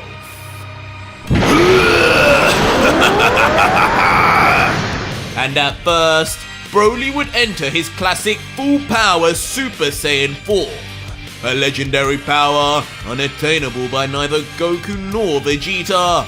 His body bulked up several times, his hair tinted green, and his pupils missing. But alas, things would not end there. As soon, eyes would appear on Broly, now red, as his hair would begin to turn red too, slowly growing out the back of his head, but to a crazy amount, far more than any typical transformation. As with his final scream, we also notice his body contour once more slimming back down to how he was in base. But strangely, on his cheek, his scar would increase in size and darken to resemble a certain other legendary Saiyan. And once all would be said and done, unbelievably, Broly would be seen in a very familiar form, having now become the second true Super Saiyan God in history. The form previously only ever achievable by Yamoshi himself. Wait a second! This energy, that form, is that? Leaving Vegeta with one eye open, but completely shell-shocked at what he is even seeing from Broly. That cannot be! And of course, Yamoshi inside would be left equally as stunned, as it would almost appear now as if he was looking in the mirror.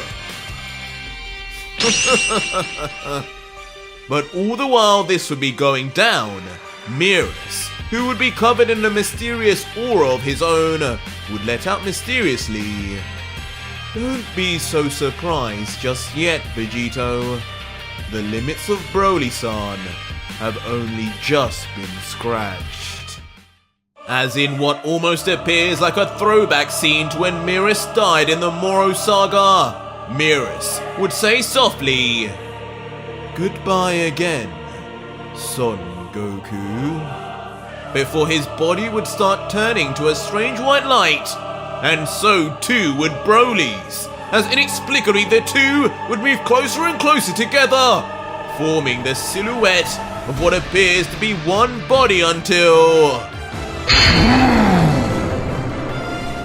Finally, the first fusion between a Saiyan god, a god of destruction, and angel would appear, as for the first time in history, legendary Angel Broly would be revealed. Angel Saiyan versus Demon Saiyan, the battle of the ages is soon to come. Eventually ending with the two Saiyans meeting perfectly as their hands interlink, both staring at each other with anger as they both trying to gain the upper hand. But Goku, mid-struggle, would begin yelling, Vegeta! You haven't changed. You haven't changed at all. You're still the same as always. Selfish and obsessed with getting stronger no matter what you have to do to get it. Just like you did with Babidi. You've forgotten why we're even doing this. We've got our revenge. We've honored our friends already. Now we're in the home stretch. All we have to do is overcome whoever's in front of us with our own power. Just like we always have. We don't need to harm Broly. He isn't our target. Shut up! But in response, suddenly a wave of emotion from the prince would come, as tears fall from his eyes out of nowhere, and he yells back, It's you who's selfish, Kakarot! It's you who clings to your foolish ideals and just expects me to go with them! You are the one who has forgotten why we fight! Why these gods are all the same! They all see us, see our loved ones, as nothing but disposable pieces of waste! And each time we faced a new god, each one has pushed us to our very limit! We've gotten lucky! That is the only reason we still survive! But I will not rely on that anymore! Broly's abilities are just what we always needed!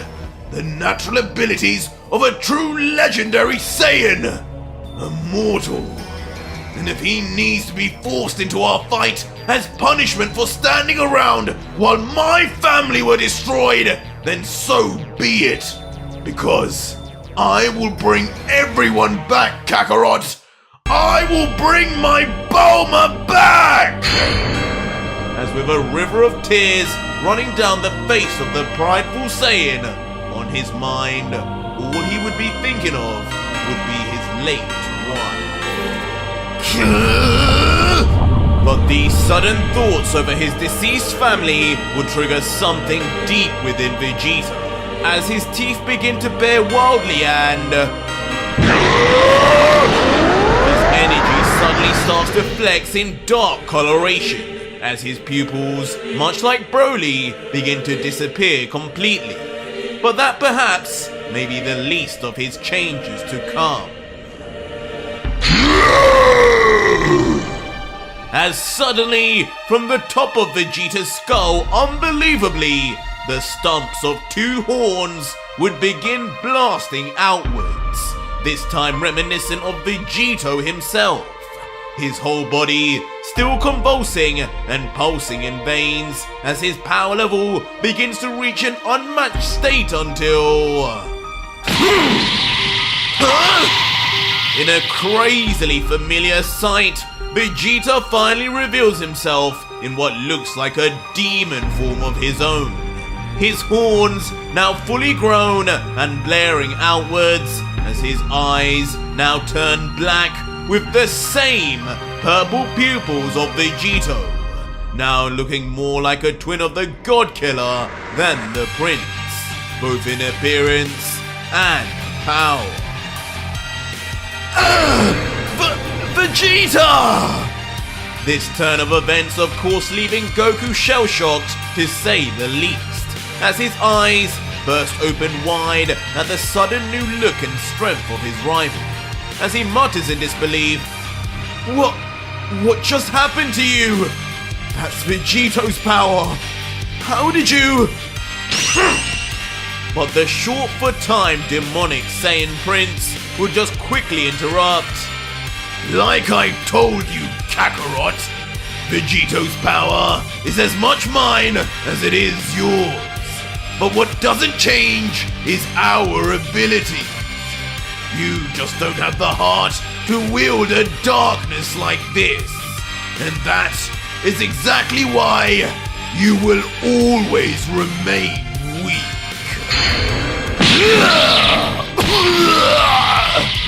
Before, without any hesitation, Demon Vegeta would instantly raise his knee high up with speed and force, striking the unsuspecting Goku instantly on the chin, knocking his head back violently. And once we would see the look on Goku's face now, his own pupils would have disappeared, but seemingly not because of a power-up, but more so because his eyes would begin rolling up behind his head. And as Goku's body would rise into the air, a cackling under his breath Vegeta would begin vanishing immediately. Appearing right behind Goku in the same pose our hero had tried earlier, shouting, "Now this is the difference between a low-class warrior and royalty who will do anything to win!" Landing his double-handed blow viciously onto the back of Goku's skull. So hard and ferociously, not even a sound of pain is heard from Goku this time, as his body plummets instantly down to crash land with force on the ground below.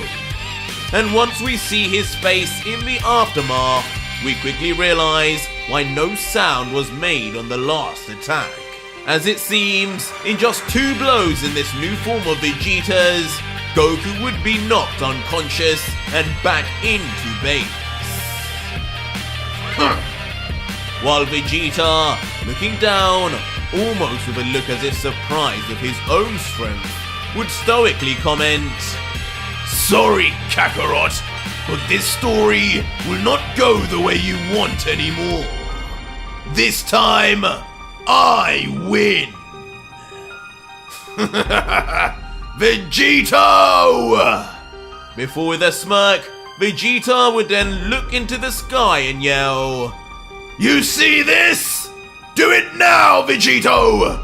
Finish Broly! Broly!"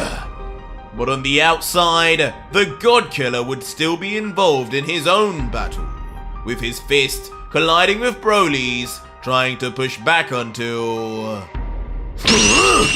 Suddenly, a change would overcome Vegito, as his formerly purple eyes would suddenly turn red now, and he would just whisper, "My power! It's returning!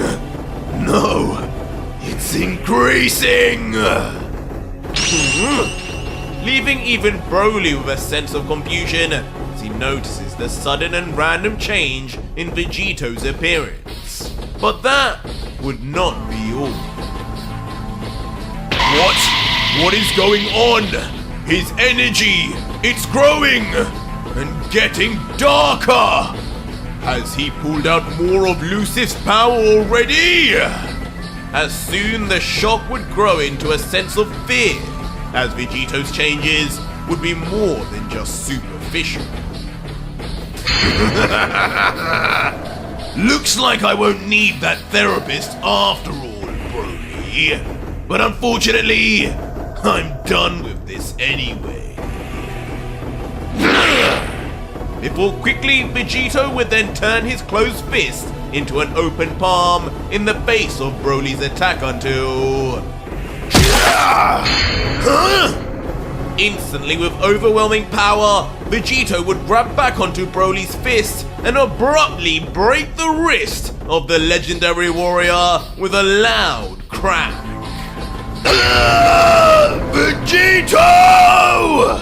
Leading to Broly immediately screaming in pain, while a giggling Vegito would already be preparing his next move, with his arm back and his eyes still blood red. And the end result would prove to be a sudden strike to the Saiyan's throat, as he grabs it with force. I've had enough of you yelling my name. If you like it so much, then you'll love being called it from now on! As Vegito would then push back Broly with one arm as he struggles until...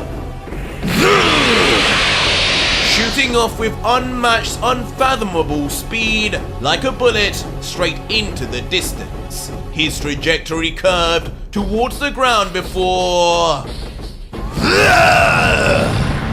in a mass explosion, Vegito would use Broly as a cushion to crash straight into the icy ground, leaving Broly now in a burial of broken shards of ice as his throat remains tightly gripped by the God Killer. But curiously, Vegito would then begin moving his body upright soon after, eventually pulling up by the neck a seemingly defenseless and beaten Broly, who is forced to stare Vegito in the face before saying,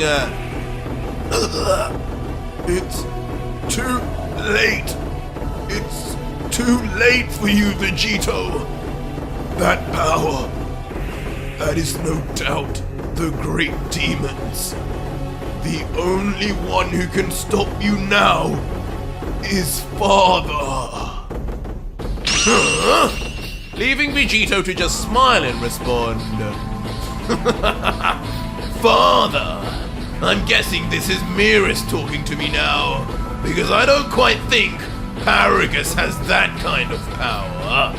You keep telling me I'm losing myself to Lucifer, but to tell you the truth, it's never felt so great to be me! And you'll know that feeling too, soon enough. and viciously, not allowing Broly to say any more, Vegito would then grip even tighter, collapsing Broly's windpipe, before looking down deviously and letting out one final time. Now, become one with greatness, Broly! As suddenly the entire arm of Vegito, along with the majority of his body, would explode into a purple goo that would quickly encapsulate the body of Broly, covering him from head to toe, casting a shadow as the shocked face of Broly can barely react in the moment. And in a truly scary scene, we would see Vegito's whole body, minus his laughing face, then completely cover the legendary Angel, creating a wall of pink goo once Vegito had finally completely wrapped around, before suddenly the mass of pink goo would begin to get smaller, eventually collapsing into a concentrated splodge on the ground, before slowly raising back up to create the silhouette of an all-new figure. That figure eventually being shown as one that looks like a mixture of Broly and Vegito, but perhaps a little too much like Broly, before instantly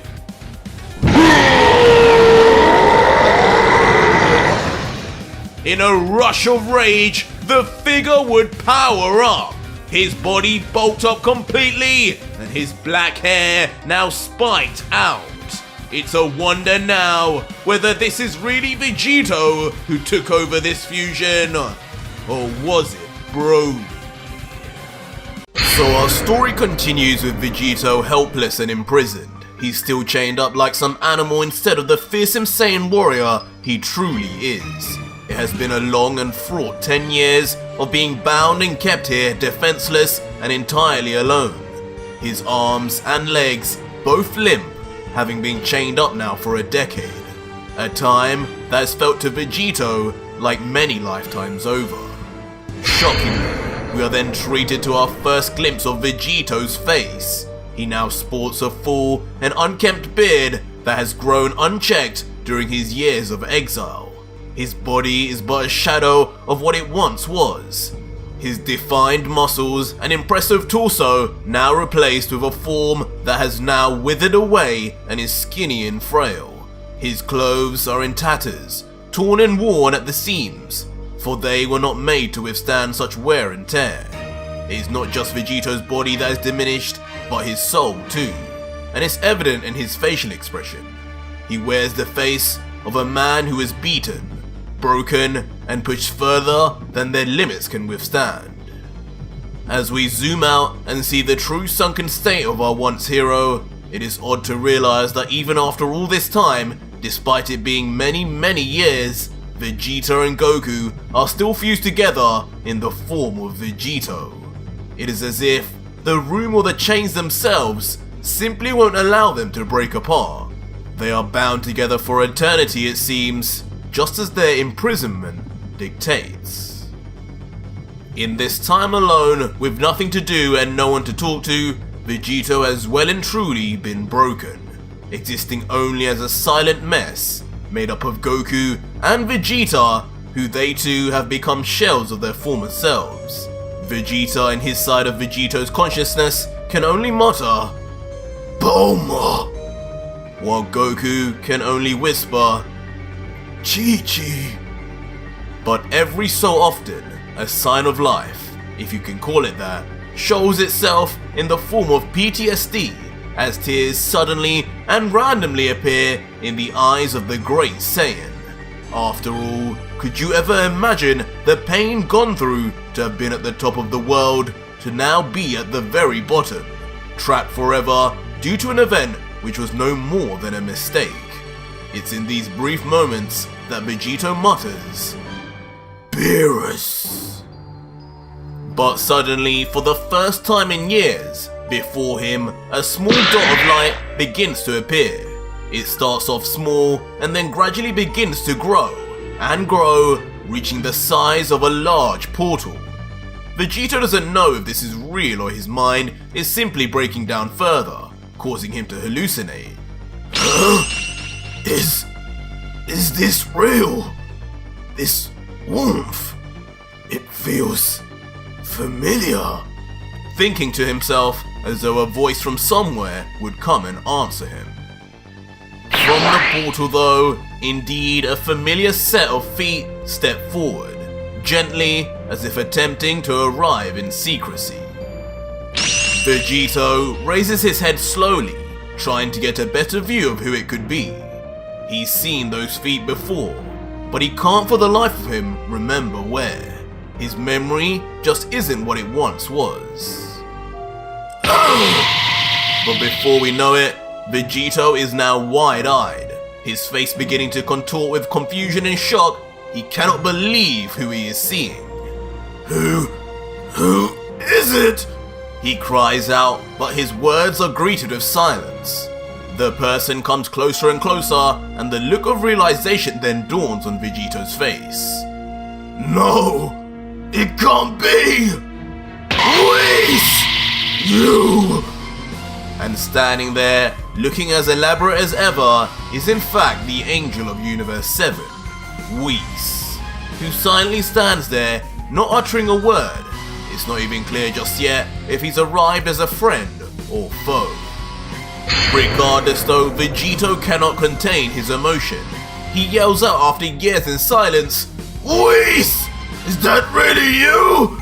Surely my eyes do deceive me. Cannot be you. Why? Why now? After all this time, after everything I've been through, where were you?" Vegito is screaming with intensity now. Rivers of tears are running down his face. The emotional trauma of being left to perish like this breaking through. It's clear just how much sorrow and pain the Saiyan has been left to endure through all these years. Only one can imagine what that must truly have felt like. So much so, even Whis looks on at him with a sorrowful face, and choosing his words carefully, he finally speaks and says, "I know that my words are probably the last thing you need right now, Vegito-san. I see that the years have not been good to you. You have gone through a world of pain I cannot imagine, and for that, I am truly sorry. I am." For a moment, Vegito waits as if Whis has more to say, but that's it. Whis continues to look at him as if those words would be enough to heal his broken soul. And in return, Vegito is all fury. He lashes at the chains binding him, his eyes brimming with wrath. He thrusts a chained fist forward as if he may be able to reach Whis, but it's no use. He's bound like a dog. He opts instead to attack with his words, shouting, "That's all you have to say? Those few pointless words? After 10 years of me wrongfully being trapped here? What good is your sorry? Will it give me back my life? knew I didn't deserve this. Mirus wanted to spar us, not the other way around. I would never kill him on purpose, and yet you said nothing. You let them take me and destroy me like this. How can you even look at yourself in the mirror? But Whis then begins to quietly walk towards Vegito, and slowly places a calming hand on Vegito's shoulder. Vegito doesn't expect this. He doesn't know what to do. But then again, what can he do? Whis begins to talk, his voice calm and soothing as he replies, I know, Vegeta-san. I know. You think that I don't care? That I haven't been trying to right this wrong? That's simply not true. For the last 10 years, I've tried over and over again to plead your case with my father, the Grand Priest. But it has been to no avail. There is only so much a son can do to make his father listen. You know I have no audience with Zeno. Therefore my father was my only way in. But you must also know, by angelic law, there is no excuse for the complete destruction of a god. You see, Vegito, you did not just kill Mirus by your mistake. In reality, in your ultra ego and ultra instinct fused form, your destruction energy from Vegeta's side led to his complete erasure. That is why I gave you no recourse to revive him. Once a god of destruction passes, by law, I must remain inactive until a new one is appointed. My powers ceased there and then. Continuing on, Whis says, but I promise you, I didn't give up. I continued looking for a way to free you. That's when I thought of the Super Dragon Balls. They were the only option available. As far as anybody knows, they are the only Dragon Balls powerful enough to revive one that has been erased. But that would prove a lot harder than imagined, as they are scattered all through both Universe 6 and 7. It took Champa a millennia just to find his initial 6, and even then, that was with the unlawful snooping within our own universe. Something no angel can do. And besides, those balls were never meant to be used so casually like your Earth Dragon Balls. The Dragon God Zalama would simply forbid it. Once every 1,000 years is what he orders, since it is with his own power that the dragon draws its ability from. Vegito, hearing this, then bows his head, his neck muscles unable to hold any longer. He's heard enough. Nothing Whis is saying will get him out of here. He coughs up blood, his body even now still failing him. Before then suddenly looking at Whis again, his face filled with anger once more as he questions, but why? Why didn't you do anything before Mirus died? It didn't have to be like this at all. I know for a fact you could have foreseen what was happening. You know Mirus better than anyone else. You could have saved him. You could have reversed time and stopped it before he was erased. But instead, you allowed it to happen. You watched on. You even watched on as I was nearly destroyed. But Whis simply responds, Vegito-san, you're not thinking clearly. If I could have done that, don't you think I would have? Don't you think I would have intervened? Your simple mortal ideals are not the same as what is actually capable under angel law and the powers that be. There are rules in place, rules that must be abided by no matter what the situation or context. For one, an angel only exists to serve as an attendant to the god of destruction. This is our divine purpose, what we were born into existence to do. We cannot and do not ever act under our own will or needs.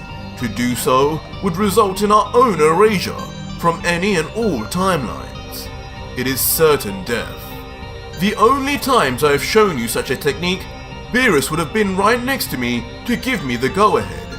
I acted upon his say-so, not just because I felt like it. The only other exception to the rule is if my own god of destruction makes a mistake that would harm the universe he and the Supreme Kai reside over.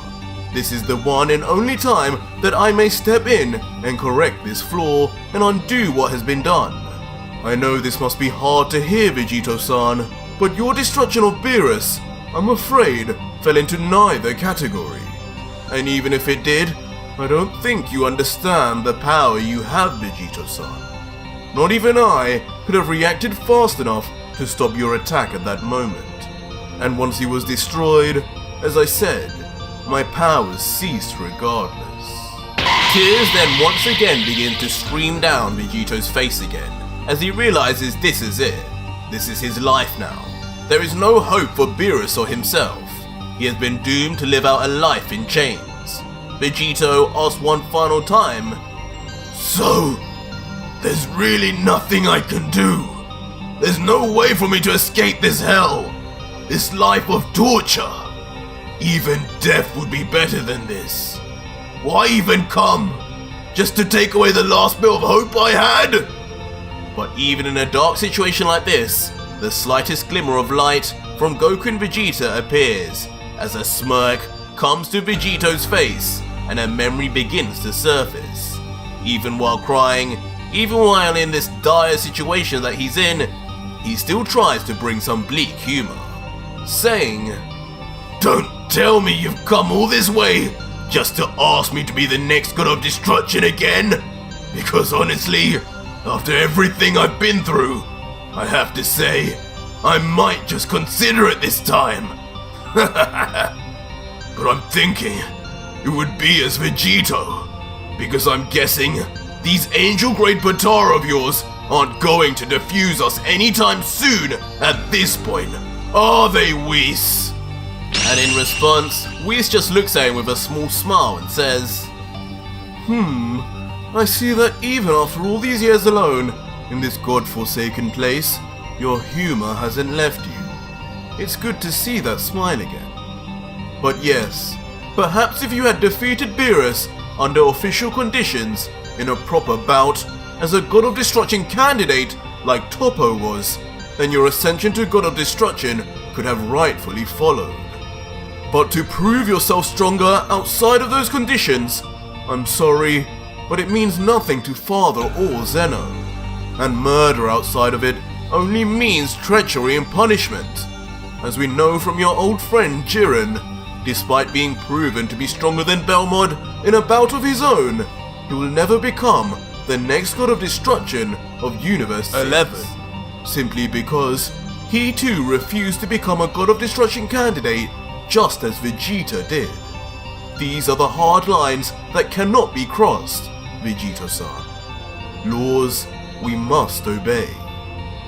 Vegito, for a moment, realizes the truth in his words, saying, Got it. Like Jiren. Continuing his explanation, Whis says, But to answer your question in regards to your fusion, you're correct. When I gave these earrings to you both, I told you that these would last at least one day. And that is because Angel-grade Potara can last forever if need be. Though it is up to you, the wearer.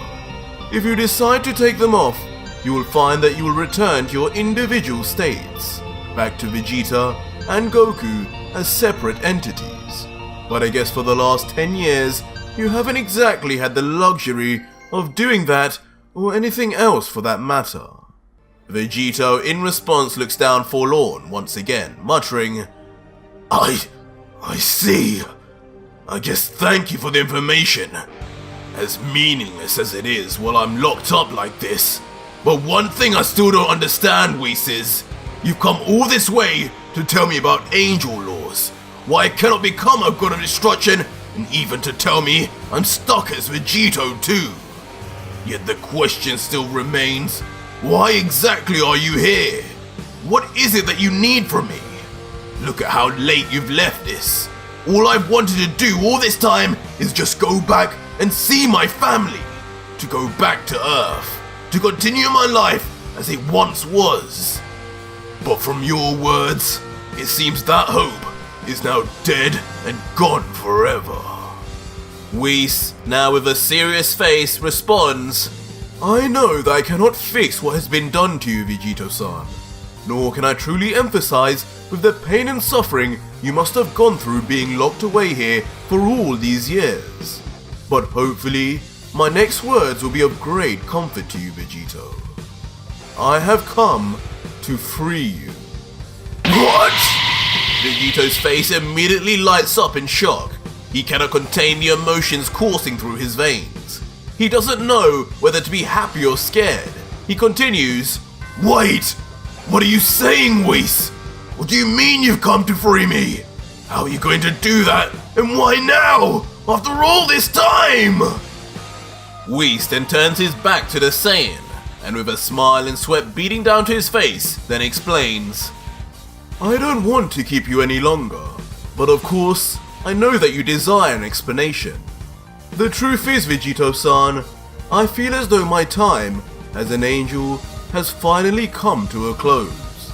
Though my powers have returned after a new god of destruction has been appointed, it pains me to admit that the gods of destruction have changed since Mirus' death, and not for the better.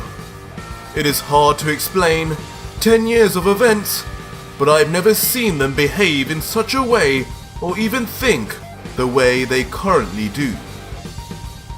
After disposing of you, the gods have since become cocky and arrogant in the most ungodlike of ways. It's as if they now know they are simply untouchable. For you, Vegito-san, were the ultimate example to be made of. You were the strongest mortal in the multiverse, the strongest mortal that ever lived, and now they had imprisoned you forever for destroying one of them. I was barely keeping it together. I was at the end of my line, but still, I decided to keep going. It was not my place. I am just an angel.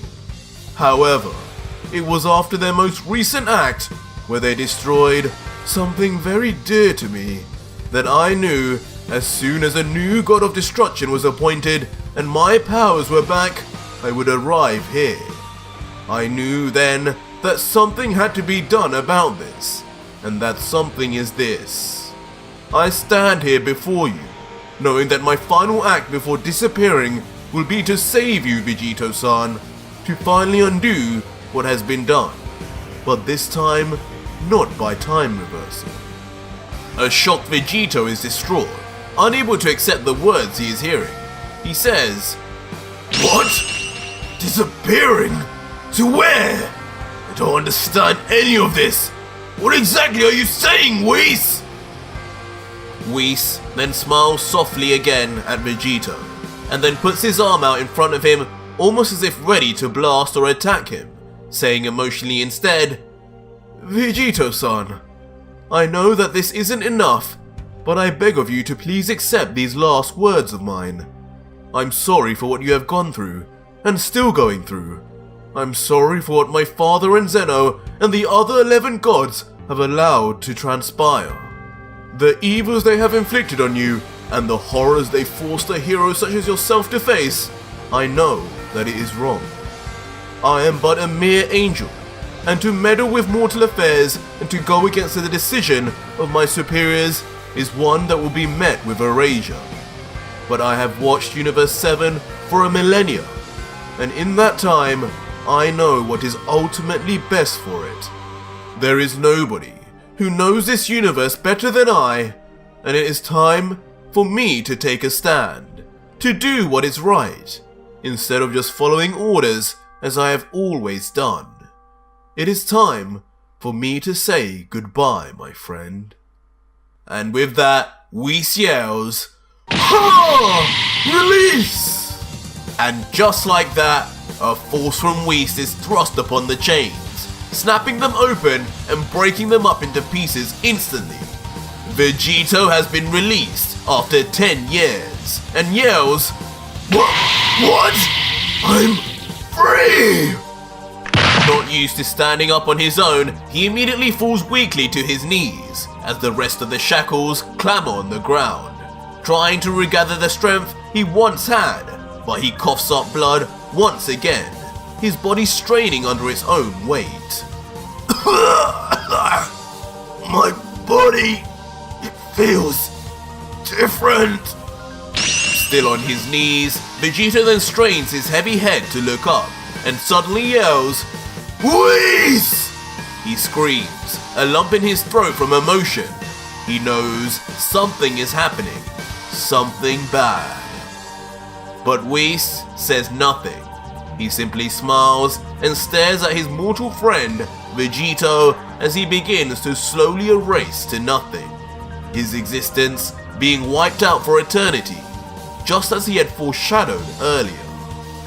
Vegito, even with no strength, finds something deep inside to throw out a hand and naively grab him. But as he tries to grab Whis, his hand is met with nothing but thin air. Whis has gone, disappeared into the nothingness that is erasure. No! Whis! Vegito yells, but his words cannot follow wherever Whis has gone, and are ultimately met with pure silence. He falls to the ground, wrecked with emotion, struggling to accept what is happening. He starts slamming the floor in anger, tears running down his face and splashing onto the floor, creating a puddle. But suddenly, something piques his interest. There's something else in the room with him. At the corner of his eye, he notices that Whis' staff has been left behind by the angel. And if you made it to the end and want more, leave me a hashtag Manga letter and watch it for free right now on mangaletter.com. Just use the links in the pinned comment and description, enter your name and email, and you will receive a special link to never before seen manga seconds later. Make sure to check your spam or junk folder if you can't see it, and use an active email, as emails which are not your main will automatically be removed.